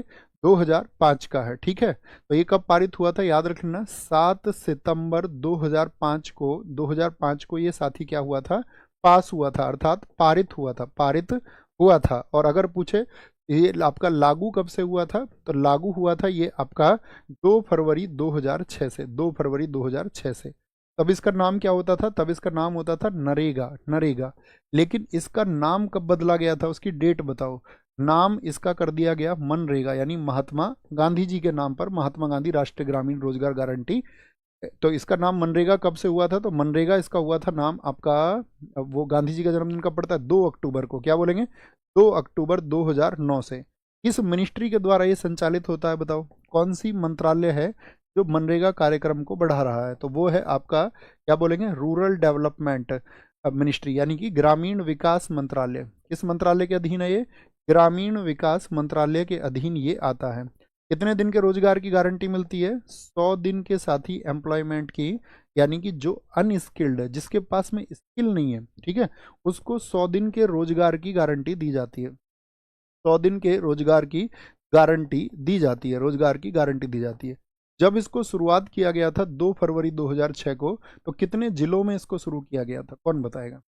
इसको कितने जिलों में शुरू किया गया था? तो शुरुआत में इनिशियल स्टेज में साथी इसको 200 डिस्ट्रिक्ट में शुरू किया गया था। कितने? 200 जिले में, सब लोग लिखें, 200 जिले में इसको शुरू किया गया था। और ये क्या है? भारत सरकार के रोजगार कार्यक्रम है। जैसे राष्ट्रीय ग्रामीण आजीविका मिशन है, कब शुरू हुआ था बताओ? राष्ट्रीय ग्रामीण, फ्लैगशिप कार्यक्रम हमेशा इंपॉर्टेंट होते हैं एग्जाम के लिए। राष्ट्रीय ग्रामीण आजीविका, क्या बोलोगे? आजीविका मिशन, राष्ट्रीय ग्रामीण आजीविका मिशन, अर्थात national rural livelihood mission, NRLM program कब शुरू हुआ था? 2011 में।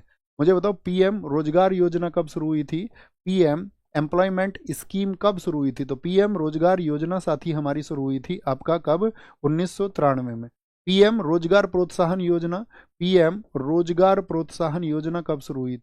पीएम रोजगार प्रोत्साहन योजना, रोजगार प्रोत्साहन योजना, इसको बोलेंगे पीएम एम्प्लॉयमेंट प्रमोशन स्कीम। ये कब शुरू हुई थी? तो 2016 में शुरू हुई थी। पीएम रोजगार सृजन कार्यक्रम कब शुरू हुआ? पीएम रोजगार सृजन कार्यक्रम, यानी कि पीएम एम्प्लॉयमेंट जनरेशन प्रोग्राम, ये 2008 का है। कब का है? 2008 का है। इस चारों बहुत इंपॉर्टेंट है रोजगार को देने के लिए, जैसे कि मनरेगा बहुत इंपॉर्टेंट है। बाहर की एसआई इकाई क्या है? बाहर को साथी एसआई यूनिट क्या है उसका? तो किलोग्राम में मेजर करेंगे? नहीं जी, बाहर को न्यूटन में मेजर किया जाता है बाहर को, क्योंकि ये क्या है? वेट। और किलोग्राम में किसको मेजर किया जाता है? फिर द्रव्यमान को, द्रव्यमान बोले तो मास को एम फॉर मास को मेजर किया जाता है। ग्राम में नहीं जी भैया। क्या बोलेंगे? समय का बताओ, टाइम का क्या होता है? टाइम का होता है आपका, समय का होता है सेकंड। क्या होता है? सेकंड। मुझे बताओ लेंथ का, लंबाई का क्या होता है? तो लंबाई का होता है साथी आपका, क्या बोलेंगे? लंबाई का होता है भैया मीटर होता है। टेम्परेचर का बताओ, ताप का क्या होता है? ताप का होता है केल्विन। ताप का क्या होता है? केल्विन होता है। अच्छा, ल्यूमिनस इंटेंसिटी का बताओ, ज्योति तीव्रता का क्या होता है? ल्यूमिनस इंटेंसिटी, ज्योति तीव्रता का क्या होता है? तो ज्योति तीव्रता का होता है आपका कैंडेला। लाइट इंटेंसिटी हो गया आपका, ल्यूमिनस नहीं, इसको लाइट इंटेंसिटी बोल देंगे, लाइट इंटेंसिटी। विद्युत धारा का बोल दो, क्या हो जाएगा? विद्युत धारा का, इलेक्ट्रिक करंट का क्या होता है? विद्युत धारा का होता है आपका एम्पियर होता है। क्या होता है? एम्पियर होता है। और मुझे बताओ आप पदार्थ की मात्रा का क्या होता है? किसका? पदार्थ की मात्रा का, अमाउंट ऑफ सब्सटेंस। पदार्थ की मात्रा, अमाउंट ऑफ सब्सटेंस को किस में नापा जाता है? तो उसको मोल में नापा जाता है, मोल में। रेडियो एक्टिविटी का बताओ, रेडियो धर्मिता का क्या होता है? रेडियो धर्मिता का क्या होगा? रेडियो एक्टिविटी का, तो उसका होता है बैकुरल। क्या होता है? बैकुरल होता है। मुझे बताओ इलेक्ट्रिक रेजिस्टेंस का क्या होगा? विद्युत प्रतिरोध को, विद्युत प्रतिरोध का क्या हो जाएगा आपका? विद्युत प्रतिरोध का हो जाएगा ओम। क्या हो जाएगा? ओम हो जाएगा। विद्युत आवेश का बताओ, यानी इलेक्ट्रिक चार्ज का क्या हो जाएगा? तो इलेक्ट्रिक चार्ज का हो जाएगा कुलाम। क्या हो जाएगा? कुलाम हो जाएगा। और विद्युत लेंस का क्या हो जाएगा आपका? फिर हमको इन सबके नियम समझने हैं, ठीक है।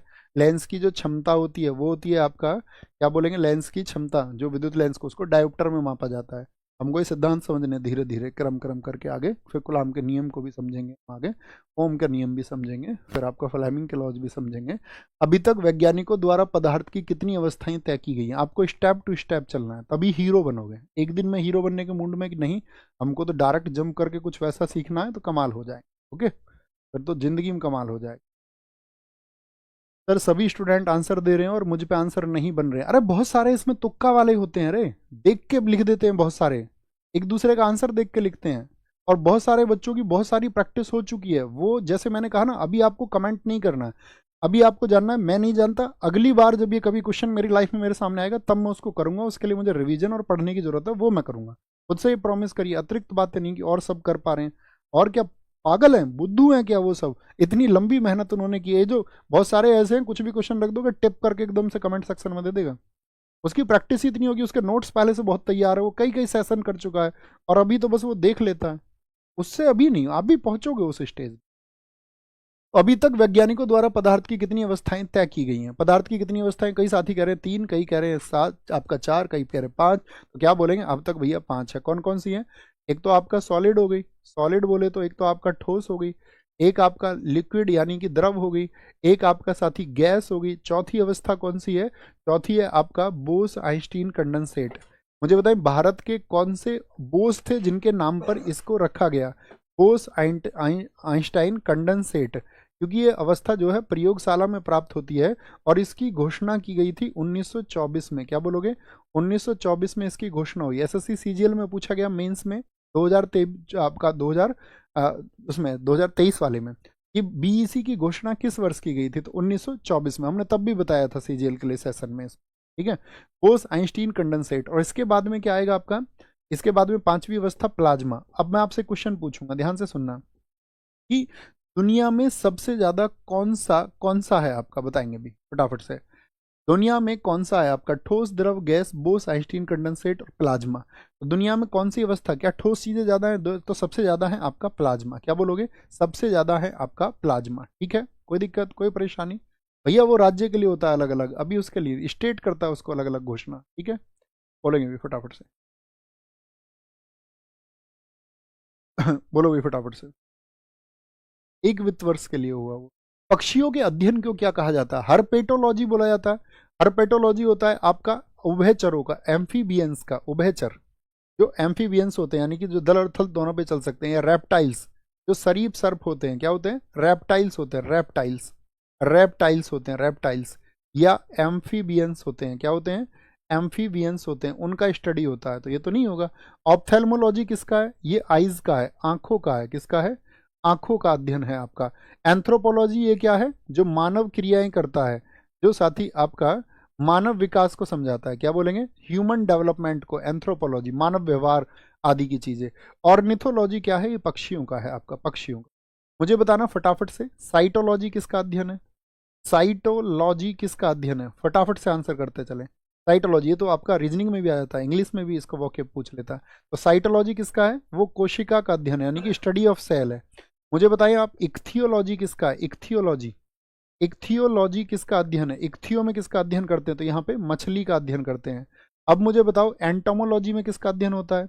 एंटोमोलॉजी में किसका अध्ययन होता है? तो एंटोमोलॉजी में होता है आपका किसका? कीटों का अध्ययन, कीटों का। वायरोलॉजी में किसका होता है? इंसेक्ट्स का हो गया। ठीक है, वायरोलॉजी में किसका अध्ययन होता है? वायरोलॉजी में, तो वायरोलॉजी में होता है आपका वायरस का, अर्थात विषाणु का अध्ययन होता है। माइकोलॉजी में बताओ किसका अध्ययन होता है? माइकोलॉजी में, तो माइकोलॉजी में होता है आपका कवक का, कवक का यानी कि फंगी का अध्ययन होता है। सोरोलॉजी में बताओ किसका अध्ययन होता है? सोरोलॉजी में, तो सोरोलॉजी में आपका, लॉजी नहीं लिख रहा हूं मैं, लॉजी आप लिख लेना। ठीक है, इसमें स्टडी ऑफ लिजार्ड्स होता है, छिपकली का अध्ययन होता है। किसका? छिपकली का। पैलेंटियोलॉजी में किसका अध्ययन होता है? बताओ। पैलेंटियो, क्या बोलेंगे? नहीं, पैलेंटियो नहीं बोलेंगे, उसको बोलेंगे पैलियोंटोलॉजी, पैलियोंटो। पैलियोंटोलॉजी में किसका अध्ययन होता है? वो होता है आपका फॉजिल्स का। फॉजिल्स बोले तो जीवाश्म का अध्ययन होता है। और मुझे बताओ सरपेंटोलॉजी में किसका अध्ययन होता है? सरपेंटो, सरपेंटोलॉजी में किसका अध्ययन होता है? तो वो स्नेक्स का होता है, स्नेक्स बोले तो सर्पों का। अर्कनोलॉजी में किसका अध्ययन होता है? अर्कनो, अर्कनोलॉजी में किसका अध्ययन होता है? तो अर्कनोलॉजी में होता है आपका मकड़ी का, मकड़ी बोले तो स्पाइडर का अध्ययन होता है। साइनोलॉजी में आप बताएंगे सारे लोग, साइनोलॉजी में किसका अध्ययन होता है? तो इसमें कुत्तों का अध्ययन होता है। किसका? कुत्तों का अध्ययन होता है, कुत्तों का। एक मुझे बताओ, जो पशु व्यवहार का अध्ययन होता है वो किस में होता है? तो पशु व्यवहार होता है आपका इथोलॉजी में। किसमें? इथोलॉजी में होता है आपका पशु व्यवहार। क्या बोलेंगे? पशु व्यवहार का अध्ययन किया जाता है किसमें? आपका इथोलॉजी में, इथोलॉजी में। किस कोशिकांग को कोशिका की आत्महत्या की थैली कहा जाता है? Suicidal bag of the cell कहा जाता है। केंद्रक को, माइटोकॉन्ड्रिया को, सेंट्रोसोम को, या लाइसोसोम को? भैया लाइसोसोम का। इसका पीएच वैल्यू जब बिगड़ जाता है तब ये दिक्कत करता है, क्योंकि इसका पीएच होता है क्या आपका 4.5 से 5 तक इसका पीएच मान होता है। पीएच एक दिन एक क्लास लेंगे। माइटोकॉन्ड्रिया क्या होता है आपका? माइटोकॉन्ड्रिया क्या होता है आपका? Power house of cell. क्या बोलेंगे इसको? पावर हाउस ऑफ सेल, यानी कि कोशिका का ऊर्जा घर किसको कहते हैं? जैसे हम आपसे क्वेश्चन पूछें, मुझे बताओ कोशिका की खोज किसने की थी? फटाफट से बताओ। कोशिका की खोज किसने की थी? कोशिका की खोज, तो क्या बोलेंगे? 1665 में ये की थी आपका रॉबर्ट हुक ने। कैसी कोशिका थी? लिविंग और डेड, रॉबर्ट हुक ने। तो इसने जीती थी आपका जो इसने खोज की थी वो थी आपका एक जीवित कोशिका। क्या? जीवित कोशिका। और मृत कोशिका, अगर मैं आपसे पूछूं डेड सेल, यानी कि डेड सेल जो मृत कोशिका थी उसको 1674 में खोजा गया। किसके द्वारा? एंटोनी ल्यूवेन हॉक के द्वारा। क्या बोलेंगे? ल्यूवेन हॉक ने मृत कोशिका की खोज की, ल्यूवेन हॉक ने। अच्छा, कोशिका का जो साथी न्यूक्लियस होता है, न्यूक्लियस ऑफ सेल, कोशिका में जो केंद्रक होता है उस केंद्रक की खोज किसने की और किस वर्ष की? अब देखो, एसएससी के लिए खोज महत्वपूर्ण व्यक्ति नहीं है, अब वो पूछता है उसका किस वर्ष में हुआ। कभी भी आप देखना, रॉबर्ट ब्राउन। अब उसे मतलब नहीं है कि भैया आपका कि जैसे आपसे पूछ लेगा कि प्रोटॉन की खोज किसने की, नहीं, उसे पूछो प्रोटॉन की खोज किस वर्ष में हुई, प्रोटॉन की खोज किस वर्ष में हुई, ये आपसे पूछा जाएगा। कोई दिक्कत, कोई परेशानी? कोई दिक्कत, कोई परेशानी? तो यहां तक याद रखेंगे इस बात को। सॉरी, क्या बोलेंगे यहाँ पर? रॉबर्ट ब्राउन हो जाएगा। केंद्र की खोज किस वर्ष में की है? आपका 1831 में की है। अब मुझे बताओ आप, प्रोटीन की फैक्ट्री किसको कहा जाता है? प्रोटीन की फैक्ट्री किसको कहा जाता है? फटाफट से आंसर करें। प्रोटीन की फैक्ट्री किसको कहा जाता है? प्रोटीन की फैक्ट्री, तो प्रोटीन की फैक्ट्री कहा जाता है आपका राइबोसोम को। किसको? राइबोसोम को कहा जाता है प्रोटीन की फैक्ट्री। अब यहां पर पूछेंगे आपका जो पोस्ट ऑफिस, क्या बोलेंगे आपका? Post office of the cell, यानी कि इसको हम कह सकते हैं कोशिका का पोस्ट ऑफिस किसको कहा जाता है? कोशिका का पोस्ट ऑफिस, कोशिका का डाकखाना, डाकखाना या फिर post office, post office of the cell किसको कहा जाता है? तो वो बोलते हैं गोल्जी बॉडी को। किसको? गोल्जी, गोल्जी बॉडी को कहा जाता है, गोल्जी बॉडी को कहा जाता है। आपसे पूछेगा जो कोशिका का नियंत्रण कक्ष होता है, कोशिका का जो आपका कंट्रोल हाउस होता है, कंट्रोल हाउस ऑफ सेल, ये कौन सा होता है? तो उसको बोलते हैं आपका न्यूक्लियस होता है, अर्थात केंद्रक होता है। क्या होता है? केंद्रक होता है। कोई दिक्कत, कोई परेशानी? केंद्रक होता है, बोलेंगे भी फटाफट से। बहुत बढ़िया जी, बहुत बढ़िया। भैया इसमें आपने उल्टा लिख दिया है, क्या उल्टा हो गया बताएं जरा। कोशिका की खोज 1665 में रॉबर्ट हुक, सबसे पहले साथी मृत कोशिका खोजी गई जो कार्क में खोजी थी रॉबर्ट हुक ने, बोतल में कार्क में खोजी गई थी वो, तो कार्क में वो मृत थी, वो डेड सेल थी। और ये क्या थी आपका? ल्यूवेन हॉक ने जो जीती आपका खोजी थी वो एक लिविंग सेल था, लिविंग, ये डेड सेल था जो बोतल के ढक्कन पर उसको मिला था। ठीक है, एक कार्क में, ढक्कन के ऊपर होता है ना कार्क लगाया जाता है, उससे ऊपर।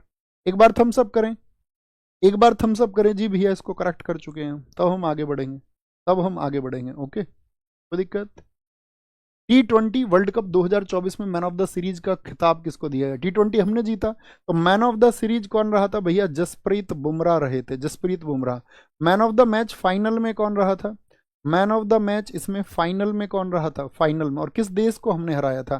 तो याद रखना 76 बनाए थे चीकू भाई ने, अर्थात विराट कोहली ने। इसमें कितने रन बनाए थे? कितने रन बनाए थे? आपका 76 रन बनाए थे, तो आपका 76 रन बनाए थे। अब मुझे बताओ, इसका जो फाइनल हुआ था ये किस किस के बीच में हुआ था? अपने प्यारे देश भारत और भारत वर्सेज कौन से देश को हमने इसमें हराया था? South Africa. कितने रनों से हराया था भैया बताओ?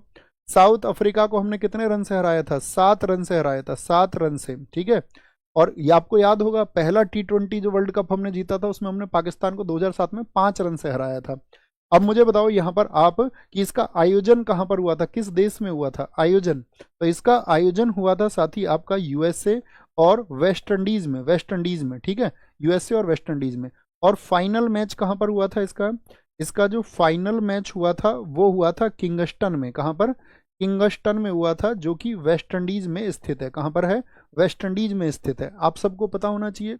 इसी बार हमने चैंपियंस ट्रॉफी जीती है 2025 में। किस देश को हराया हमने फाइनल में बताओ? तो चैंपियंस ट्रॉफी भी आपको पता होना चाहिए, चैंपियंस ट्रॉफी भी आपको पता होना चाहिए। चैंपियंस ट्रॉफी 2025 में, और रोहित शर्मा जी कप्तानी में दोनों ट्रॉफी आई हैं। तो चैंपियंस ट्रॉफी का जो आपका 2025 में किसको, तो किस किस के बीच में हुआ था? भारत और न्यूजीलैंड के बीच में मुकाबला था। न्यूजीलैंड के बीच में क्या था? फाइनल था। अब मुझे बताओगे मैन ऑफ द मैच कौन रहा था फाइनल में? मैन ऑफ द मैच रहे थे इसमें रोहित शर्मा, और उन्होंने भी इतने ही रन बनाए थे ना, कितने रन बनाए थे मुझे अभी याद नहीं, शायद 76 ही रन थे। Rohit Sharma man of the match. इसमें मैन ऑफ द सीरीज कौन रहा था? तो मैन ऑफ द सीरीज इसमें रहा था आपका रचिन रविंद्र, जो कि कहाँ का, न्यूजीलैंड का। रचिंद्र रविंद्र आपका, ठीक है। इसका आयोजन कहाँ पर हुआ था? इसको हेल्ड किस देश में किया गया था आपका, कहाँ पर आयोजन था इसका? तो पाकिस्तान और यूएई में इसका आयोजन था, यूएई में, ठीक है, यूएई में। बस ये हमको याद रखना है, ठीक है। ये हो गया आपका fine, man of the match हो गया, मैन ऑफ द सीरीज हो गया, आपका आयोजन हो गया, और विजेता। विजेता कौन है इसमें? तो विजेता आपको पता ही होना चाहिए, इंडिया विजेता है, और यहाँ पर भी भारत विजेता है। ओके, ये हमको पता होना चाहिए। ओके, आएंगे नेक्स्ट। 2025 में कुल कितने व्यक्तियों को पद्म विभूषण पुरस्कार से सम्मानित किया गया है? 2025 में आपको पता होना चाहिए कि ये गणतंत्र दिवस पर प्रत्येक वर्ष कब दिए जाते हैं? 26 जनवरी को ये दिए जाते हैं, 26 जनवरी को ये दिए जाते हैं। तो कुल पुरस्कार कितने दिए गए? कुल तो दिए गए 139। कुल कितने दिए गए? 139। कौन देता है पद्म पुरस्कार? प्रधानमंत्री की सिफारिश पर राष्ट्रपति देते हैं। तो पद्म विभूषण कितने रहे आपका? 7 तो इसमें पद्म विभूषण थे। पद्म विभूषण कितने थे? 7 थे। पद्म भूषण जो कि आपका तीसरे नंबर का है, उनकी संख्या थी 19। और पद्म श्री की बात करें तो वो थे आपका, सॉरी, पद्म श्री की अगर हम बात करते हैं तो पद्म श्री थे 113। 113 कितना हो जाएगा? 139 हो जाएगा, एकदम से ठीक है। अच्छा मुझे बताओ, जो साथी पद्म विभूषण मिले उनमें से कोई एक नाम आप जानते हैं? पद्म विभूषण, क्योंकि याद रखना एसएससी तो पद्म विभूषण को ही पूछेगी। कुमुदनी लखिया, कुमुदनी लखिया किस आपका डांस से संबंधित है? कुमुदनी लखिया भैया ये आपका कथक से संबंधित है। किससे? कथक। कहाँ पे बताया था कथक मैंने आपको? यूपी का। शारदा सिन्हा ये इस बार एक्सपायर हो गई, और इनको मिला था पद्म विभूषण। किस लिए जानी जाती हैं ये साथी? क्योंकि जो छठी मैया के गीत है उनको गाती थी, छठी मैया के। तो ये क्या बोलेंगे? एक प्रमुख छठ गायिका है, एक प्रमुख छठ गायिका है। तो ये इतनी इंपॉर्टेंट है कि इनको इनको ही क्या टाइटल दिया गया है? बिहार कोकिला का। बिहार कोकिला किसको बोलते हैं? अच्छा, स्वर कोकिला फिर मैं आपसे पूछूं तो शारदा सिन्हा जी बिहार कोकिला हैं, और साथ में इनका जब कोई रिसेंट में निधन हो, बहुत चर्चित नाम हो जाए, तो उनका पद्मश्री जरूर याद रखा करो। पद्मश्री इनको कब मिला था आपका? 1991 में मिला था। प्रमुख पद्म भूषण की अगर हम बात करें, पद्म भूषण में सबसे चर्चित नाम कौन से रहे? पद्म विभूषण तो ये दो मत भूलना, पद्म भूषण में मत भूलना जतिन गोस्वामी को। जतिन गोस्वामी, जतिन गोस्वामी का संबंध किससे है? इनको इस वर्ष में पद्म भूषण मिला। जतिन गोस्वामी है आपका सत्रिया नृत्य से। किससे? सत्रिया कहाँ का डांस है भैया? असम का डांस है। कहाँ का? असम का। इसमें याद रख लेना एक आपका शोभना चंद्र कुमार को। किसको? शोभना चंद्र कुमार को। इनको साथी किसके लिए? भरतनाट्यम के लिए। ऐसे ही नाम होते हैं जो एग्जाम में आते हैं भैया। इनमें से शोभना चंद्र कुमार का संबंध किस डांस से है? क्योंकि रिसेंट में वो बहुत चर्चित हो गए। इसमें याद रखना पंकज उदास। पंकज उदास का संबंध किससे है? तो पंकज उदास हैं साथी एक गजल गायक। क्या है? गजल गायक हैं। जैसे गजल गायक हैं आपका कौन? आपका बताओ गजल गायक कौन है? जो जगजीत सिंह है, उनकी एक आपका वो है, बोलेंगे भी फटाफट से, क्या बोलेंगे? चौथी अवस्था भैया प्लाज्मा होगा। हाँ, वो 5 अवस्थाएं मैंने क्रम से नहीं बताई हैं। मैं ये नहीं कह रहा हूँ आपसे कि 5वीं अवस्था प्लाज्मा होगी, ठीक है। मैं ये नहीं कह रहा हूँ। चौथी अवस्था प्लाज्मा, 5वीं अवस्था आपका बोस आइंस्टीन कंडेंसेट, एकदम से ठीक है। हम वो क्रम नहीं बता रहे, हम बता रहे हैं 5 कौन कौन सी हैं। तो ये याद रखेंगे। पंकज उदास एक है आपका। मुझे बताओ फटाफट से, जो आपका जगजीत सिंह है उन्होंने लिखा हुआ है। और देखो कभी भी एसएससी अगर संगीत से क्वेश्चन पूछ लेगी, किसी म्यूजिक एल्बम का गाना पूछ लेगी आपसे, या आपसे कभी भी किसी गाने का नाम लिख करके बॉलीवुड में, तो आप एसएससी पे ऐतराज नहीं करोगे, क्योंकि एसएससी ने अपने सिलेबस में दे रखा है संगीत यानी म्यूजिक। साफ शब्दों में क्या वो एसएससी पूछती है म्यूजिक से क्वेश्चन। तो कोई भी पूछे, वो आपका किसी का भी गाना पूछेगी तो वो पूछ सकती है, उसके लिए वो स्वतंत्र है, ठीक है। फिर आप उसके लिए ऐसा नहीं भैया गाने पूछती है, तो क्योंकि वो उन्होंने दिया हुआ है। पंकज उदास हो गए। अच्छा, पद्मश्री मैं आपसे पूछूं, मुझे बताओ कुछ पद्मश्री जो इंपॉर्टेंट है, किसको किस क्षेत्र के लिए मिला? आर अश्विन को मिला। बताओ आर अश्विन किस क्षेत्र से संबंधित है? आर अश्विन याद रखना भैया, किस क्रिकेटर को मिला इस बार पद्मश्री? आर अश्विन को मिला। अरिजीत सिंह कौन है बताओ? अरिजीत सिंह। अब देश में पद्मश्री मिला हुआ है, तो इनके किसी गाने की लिरिक्स पूछ लेगा कल से आपसे दे करके, क्या बोलेंगे? ये आपका गायक है, गायक हैं, ठीक है। एक साथी आपका नाम रहे इसमें गुरुवयूर दोराई। क्या बोलोगे? गुरुवयूर दोराई, क्योंकि ये बजाते हैं आपका मृदंगम। किस म्यूजिकल इंस्ट्रूमेंट से संबंध है ये? मृदंग से संबंधित है, मृदंग से। एक भरत गुप्त को इस बार आपका पद्मश्री दिया गया, और भरत गुप्त चर्चित हैं आपका किसके लिए? सितार के लिए, सितार के लिए, ठीक है। एक थे आपका क्या बोलेंगे इसमें? रणेंद्र भानु, रणेंद्र भानु मजूमदार, रणेंद्र भानु मजूमदार। और साथ में आपका तेजेंद्र नारायण मजूमदार। क्या बोलोगे? तेजेंद्र मजूमदार, क्या बोलोगे, तेजेंद्र मजूमदार, इन दोनों को दिया गया है बांसुरी के लिए। ऐसे याद रखना, मजदूर लोग बांसुरी का काम अक्सर करते रहते हैं, बांस का काम, ठीक है। तो ये बांसुरी से संबंधित है, किससे, बांसुरी से इनका संबंधित है।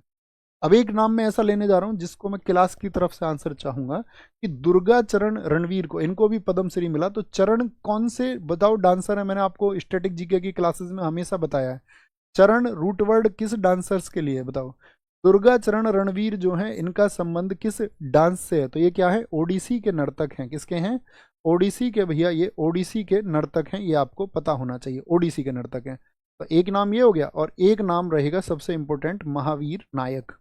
महावीर नायक इतने याद रखना इस बार की लिस्ट से, और कोई याद करने की जरूरत नहीं। महावीर नायक है राग गायन, ऐसा नहीं कि आप भैया 139 को याद करने लग जाओ, नहीं। राग नायक कौन है, आपका जो राग गाते हैं महावीर नायक हैं, ये वो इतने चर्चित हैं, सबसे ज्यादा चांसेस इनके रहेंगे, दो सबसे ज्यादा चांस। नेक्स्ट एंड लास्ट है, किस राज्य सरकार ने डॉक्टर, एक चीज के लिए मेरे पास कॉन्फिडेंस भेजो, जैसे मैं लिखता हूँ तो मेरी उंगलियों में गड्ढे हो जाते हैं पूरे दिन में लिखते लिखते, बहुत चीजें लिखता हूँ मैं आपके लिए, दिन भी रात भी, और भी अन्य चीजें जो लिखने लायक हैं, तो आप मेरे साथ लिख लेते हो ना, कोई दिक्कत तो नहीं है। इसका एहसास मुझे कराओ, जी भैया जितनी देर में आप लिखोगे, इस पेन से लिखना बहुत कठिन है, अगर इतनी देर में मैं लिखता हूँ तो इतनी देर में आप भी आसानी से लिख सकते हो, ठीक है, क्योंकि उस पेन पर आपका भी हाथ बैठा हुआ। हाँ कष्ट तो होगा आपको भी, लेकिन दोस्त बिना कष्ट के कोई मजा नहीं है। देखो संघर्ष इसी को कहते हैं, हम जब मेहनत करते हैं तभी जो चीजें हैं ना हमारी आगे चल करके हमको सुख प्रदान करेंगी, अगर हमने पिछले में उस चीज को प्राप्त करने के लिए मेहनत की है। हम सब करके, जी भैया हम मेहनत करते रहेंगे, और हम अपनी मेहनत से चीजों को हासिल करेंगे। ऐसा नहीं कि हमको आरामदायक स्थिति पर कुछ आरामदायक स्थिति में ऐसे ही हमको कुछ मिल जाएगा, कंफर्ट जोन, मिलता भी नहीं है। किस राज्य सरकार ने डॉक्टर भीमराव अंबेडकर के नाम पर नया वन्य जीव अभयारण्य बनाया, भैया एमपी गवर्नमेंट ने, मध्य प्रदेश सरकार ने। मध्य प्रदेश के सीएम कौन है वर्तमान में बताओ, सीएम है यहाँ के मोहन यादव जी। कौन है, मोहन यादव जी यहाँ के सीएम हैं। और साथ ही मुझे बताओ यहाँ के आपका गवर्नर कौन है, यानी कि यहाँ के राज्यपाल कौन है, तो राज्यपाल कौन है यहाँ के, मंगू भाई पटेल हैं। कौन है, मंगू भाई पटेल यहाँ के आपका क्या बोलेंगे, मंगू भाई पटेल यहाँ के गवर्नर हैं। इनके नाम पर, बाबा साहब भीमराव अंबेडकर जी के नाम पर, अभी 14 अप्रैल को, क्या बोलेंगे, 14 अप्रैल को इनकी जो 134वीं जयंती थी उस पर यह किया गया था, ठीक है। और एक मुझे बताओ, अभी बहुत चर्चित रहा 107वां जो नेशनल पार्क भारत में घोषित किया गया है वो कौन सा है। 107वां नेशनल पार्क अभी घोषित किया गया है सिमलीपाल को, उड़ीसा में। सिमलीपाल कहाँ पर है बताएं, सिमलीपाल पड़ता है आपका उड़ीसा में। याद है ना दोस्त, नेशनल पार्क भीतरकनिका, नंदकानन, ये सब उड़ीसा के हैं, ठीक है, उड़ीसा के हैं आपका। आज के होमवर्क की तरफ बढ़ते हैं। एमपी का पहला राष्ट्रीय उद्यान कौन सा है, मध्य प्रदेश का पहला राष्ट्रीय उद्यान कौन सा है, और ये होमवर्क रहेगा। और होमवर्क मेरी तरफ से ये समझिए कि मेरे लिए आपकी, मेरी तरफ से आपको गुरुदक्षिणा है। जो साथी मैंने आपसे कह रखा है कि मैं अपना जीएस का कभी पेड कोर्स नहीं लेके आऊँगा, मैं कभी नहीं लेके आऊँगा उसको, ठीक है, मैं अपना कभी कोई सेपरेट बैच नहीं लेके आऊँगा, अपने सेपरेट कभी नहीं, किसी सब्जेक्ट का नहीं लेके आया। तो अभी मैं आपसे कह रहा हूँ, तो इस बात के लिए मेरे लिए आप लोगों की गुरुदक्षिणा यही है कि मैं जब आपको किसी चीज़ के लिए मेहनत करने के लिए प्रेरित करूँ तो आप अपना जी जान लगा देना, आप संघर्ष कर देना, ठीक है। तो एमपी का पहला जो राष्ट्रीय उद्यान है ये साथी किसी पेड कोर्स से कहीं ज़्यादा बेहतर है। आप 30 क्लासेस करोगे, आप कहोगे कि अन्य सब कुछ जो है वो फीका है, स्पेशल ये है। तो एमपी का पहला राष्ट्रीय उद्यान आप लिखना। होमवर्क आपकी तरफ से गुरुदक्षिणा है, होमवर्क आपने लिख दिया, आपने खुद को डेडिकेशन के साथ में आगे बढ़ा लिया, तो मैं ये समझूंगा मुझे मेरी फीस मिल चुकी है, और वो छात्र वर्ग जिस क्रांति के लिए हम बढ़े थे वो हम कर चुके हैं, और वो रिवॉल्यूशन आ रहा है धीरे धीरे धीरे धीरे, वो गांवों तक पहुंच रहा है। जब गांवों के बारे में किसी ने नहीं सोचा, जब बहुत महंगी फीस, बहुत सारे आपका प्लेटफॉर्म रखा करते थे, तब हमने एक छोटी सी फीस के साथ में गाँवों तक, ऐसा नहीं था कि हमने किसी छोटी सी फीस में सिर्फ जीएस को लॉन्च कर दिया, नहीं, ऑल ओवर पूरी भर्ती की तैयारी एक छोटी सी, जो अब पूरे भारतवर्ष में किसी ने नहीं किया। हाँ, हमसे पहले कुछ लोगों ने ये तो किया था कि किसी एक कोर्स को, जैसे मान के चलो मैथ का कोर्स किसी ने बहुत सस्ता, या रीजनिंग का कोर्स सेपरेट किसी ने बहुत सस्ता, या जीएस का कोर्स किसी ने बहुत सस्ता, तो हम बहुत सस्ते कोर्सेज लेके आए थे कि हम एजुकेशन को वहाँ तक भी पहुँचे, वहाँ तक भी पहुँचाएं जहाँ तक आपका एजुकेशन का पहुंचना संभव नहीं था उन झोपड़ियों तक, साथ ही उन आपका जो जितने भी मतलब नुक्कड़ आपका गांव जो पिछड़ी से पिछड़ी स्थिति में, वहाँ ये एजुकेशन पहुंचे, वही ड्रीम है।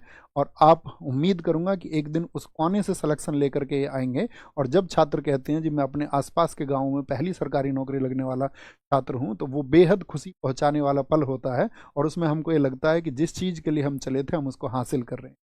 उसी में से आप भी एक साधक होंगे साथी, और आप भी खुद को सिद्ध करके दिखाएंगे। और अगर आप सच में मेहनती हैं और सच में ईमानदार हैं, लेकिन सिर्फ इतनी बात याद रख लेना, आपका जो लक्ष्य है ना, जो टारगेट है, ये याद रख लेना, इस लक्ष्य के लिए आप क्या क्या छोड़ सकते हो, इस लक्ष्य के लिए आप क्या क्या छोड़ सकते हो, क्या क्या त्याग कर सकते हो। ये आपका ये लक्ष्य जितना भी महान हो, चाहे जितना भी बड़ा हो, आप इसको प्राप्त कर लेंगे, आप इसको प्राप्त कर जाओगे मेरे साथी। लेकिन इसके लिए आपको देखना यह है कि आप क्या क्या छोड़ सकते हो।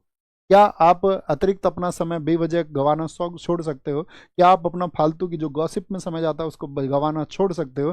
क्या आप अपने कुछ महीने कंसंट्रेटेड स्टडी के साथ में कि 8 घंटे 10 घंटे, ऐसा नहीं है कि आपको एकदम से प्रॉपर भी पढ़ना ही है, ठीक है, थोड़ा रिलैक्स टाइम रखिए, फैमिली के साथ में कुछ टाइम रखिए, आपके जो करीबी लोग होंगे जो आपसे प्रेम करते हो, जिनसे आप प्रेम करते हो, थोड़ा सा समय उनके लिए, लेकिन वो बड़ा लिमिटेड सा टाइम, मैक्सिमम टाइम किसके लिए? अध्ययन के लिए, इस लक्ष्य के लिए। बाकी सब अगर आप भूल जाएंगे तो फिर अपने आप वही बात हो जाती है कि अर्जुन का निशाना मछली की जगह कहां हो जाएगा? आंख पे हो जाएगा। और वही आपका लक्ष्य होना चाहिए। इस बार जो आपका एग्जाम होगा वो आपको करके रहना हर हाल में, उसके लिए सब कुछ त्याग कर दीजिए, सब कुछ छोड़ दीजिए, और अपना जो मैक्सिमम टाइम है उसी के साथ ही यूटिलाइज करिए उस अपने टारगेट के लिए। और मेरे दोस्त, मेरे ब्रदर, मेरी सिस्टर, मेरे भाई, तुम याद रख लेना, you will achieve, you will achieve, you will achieve. ख्याल रखिए। नमस्ते, थैंक यू।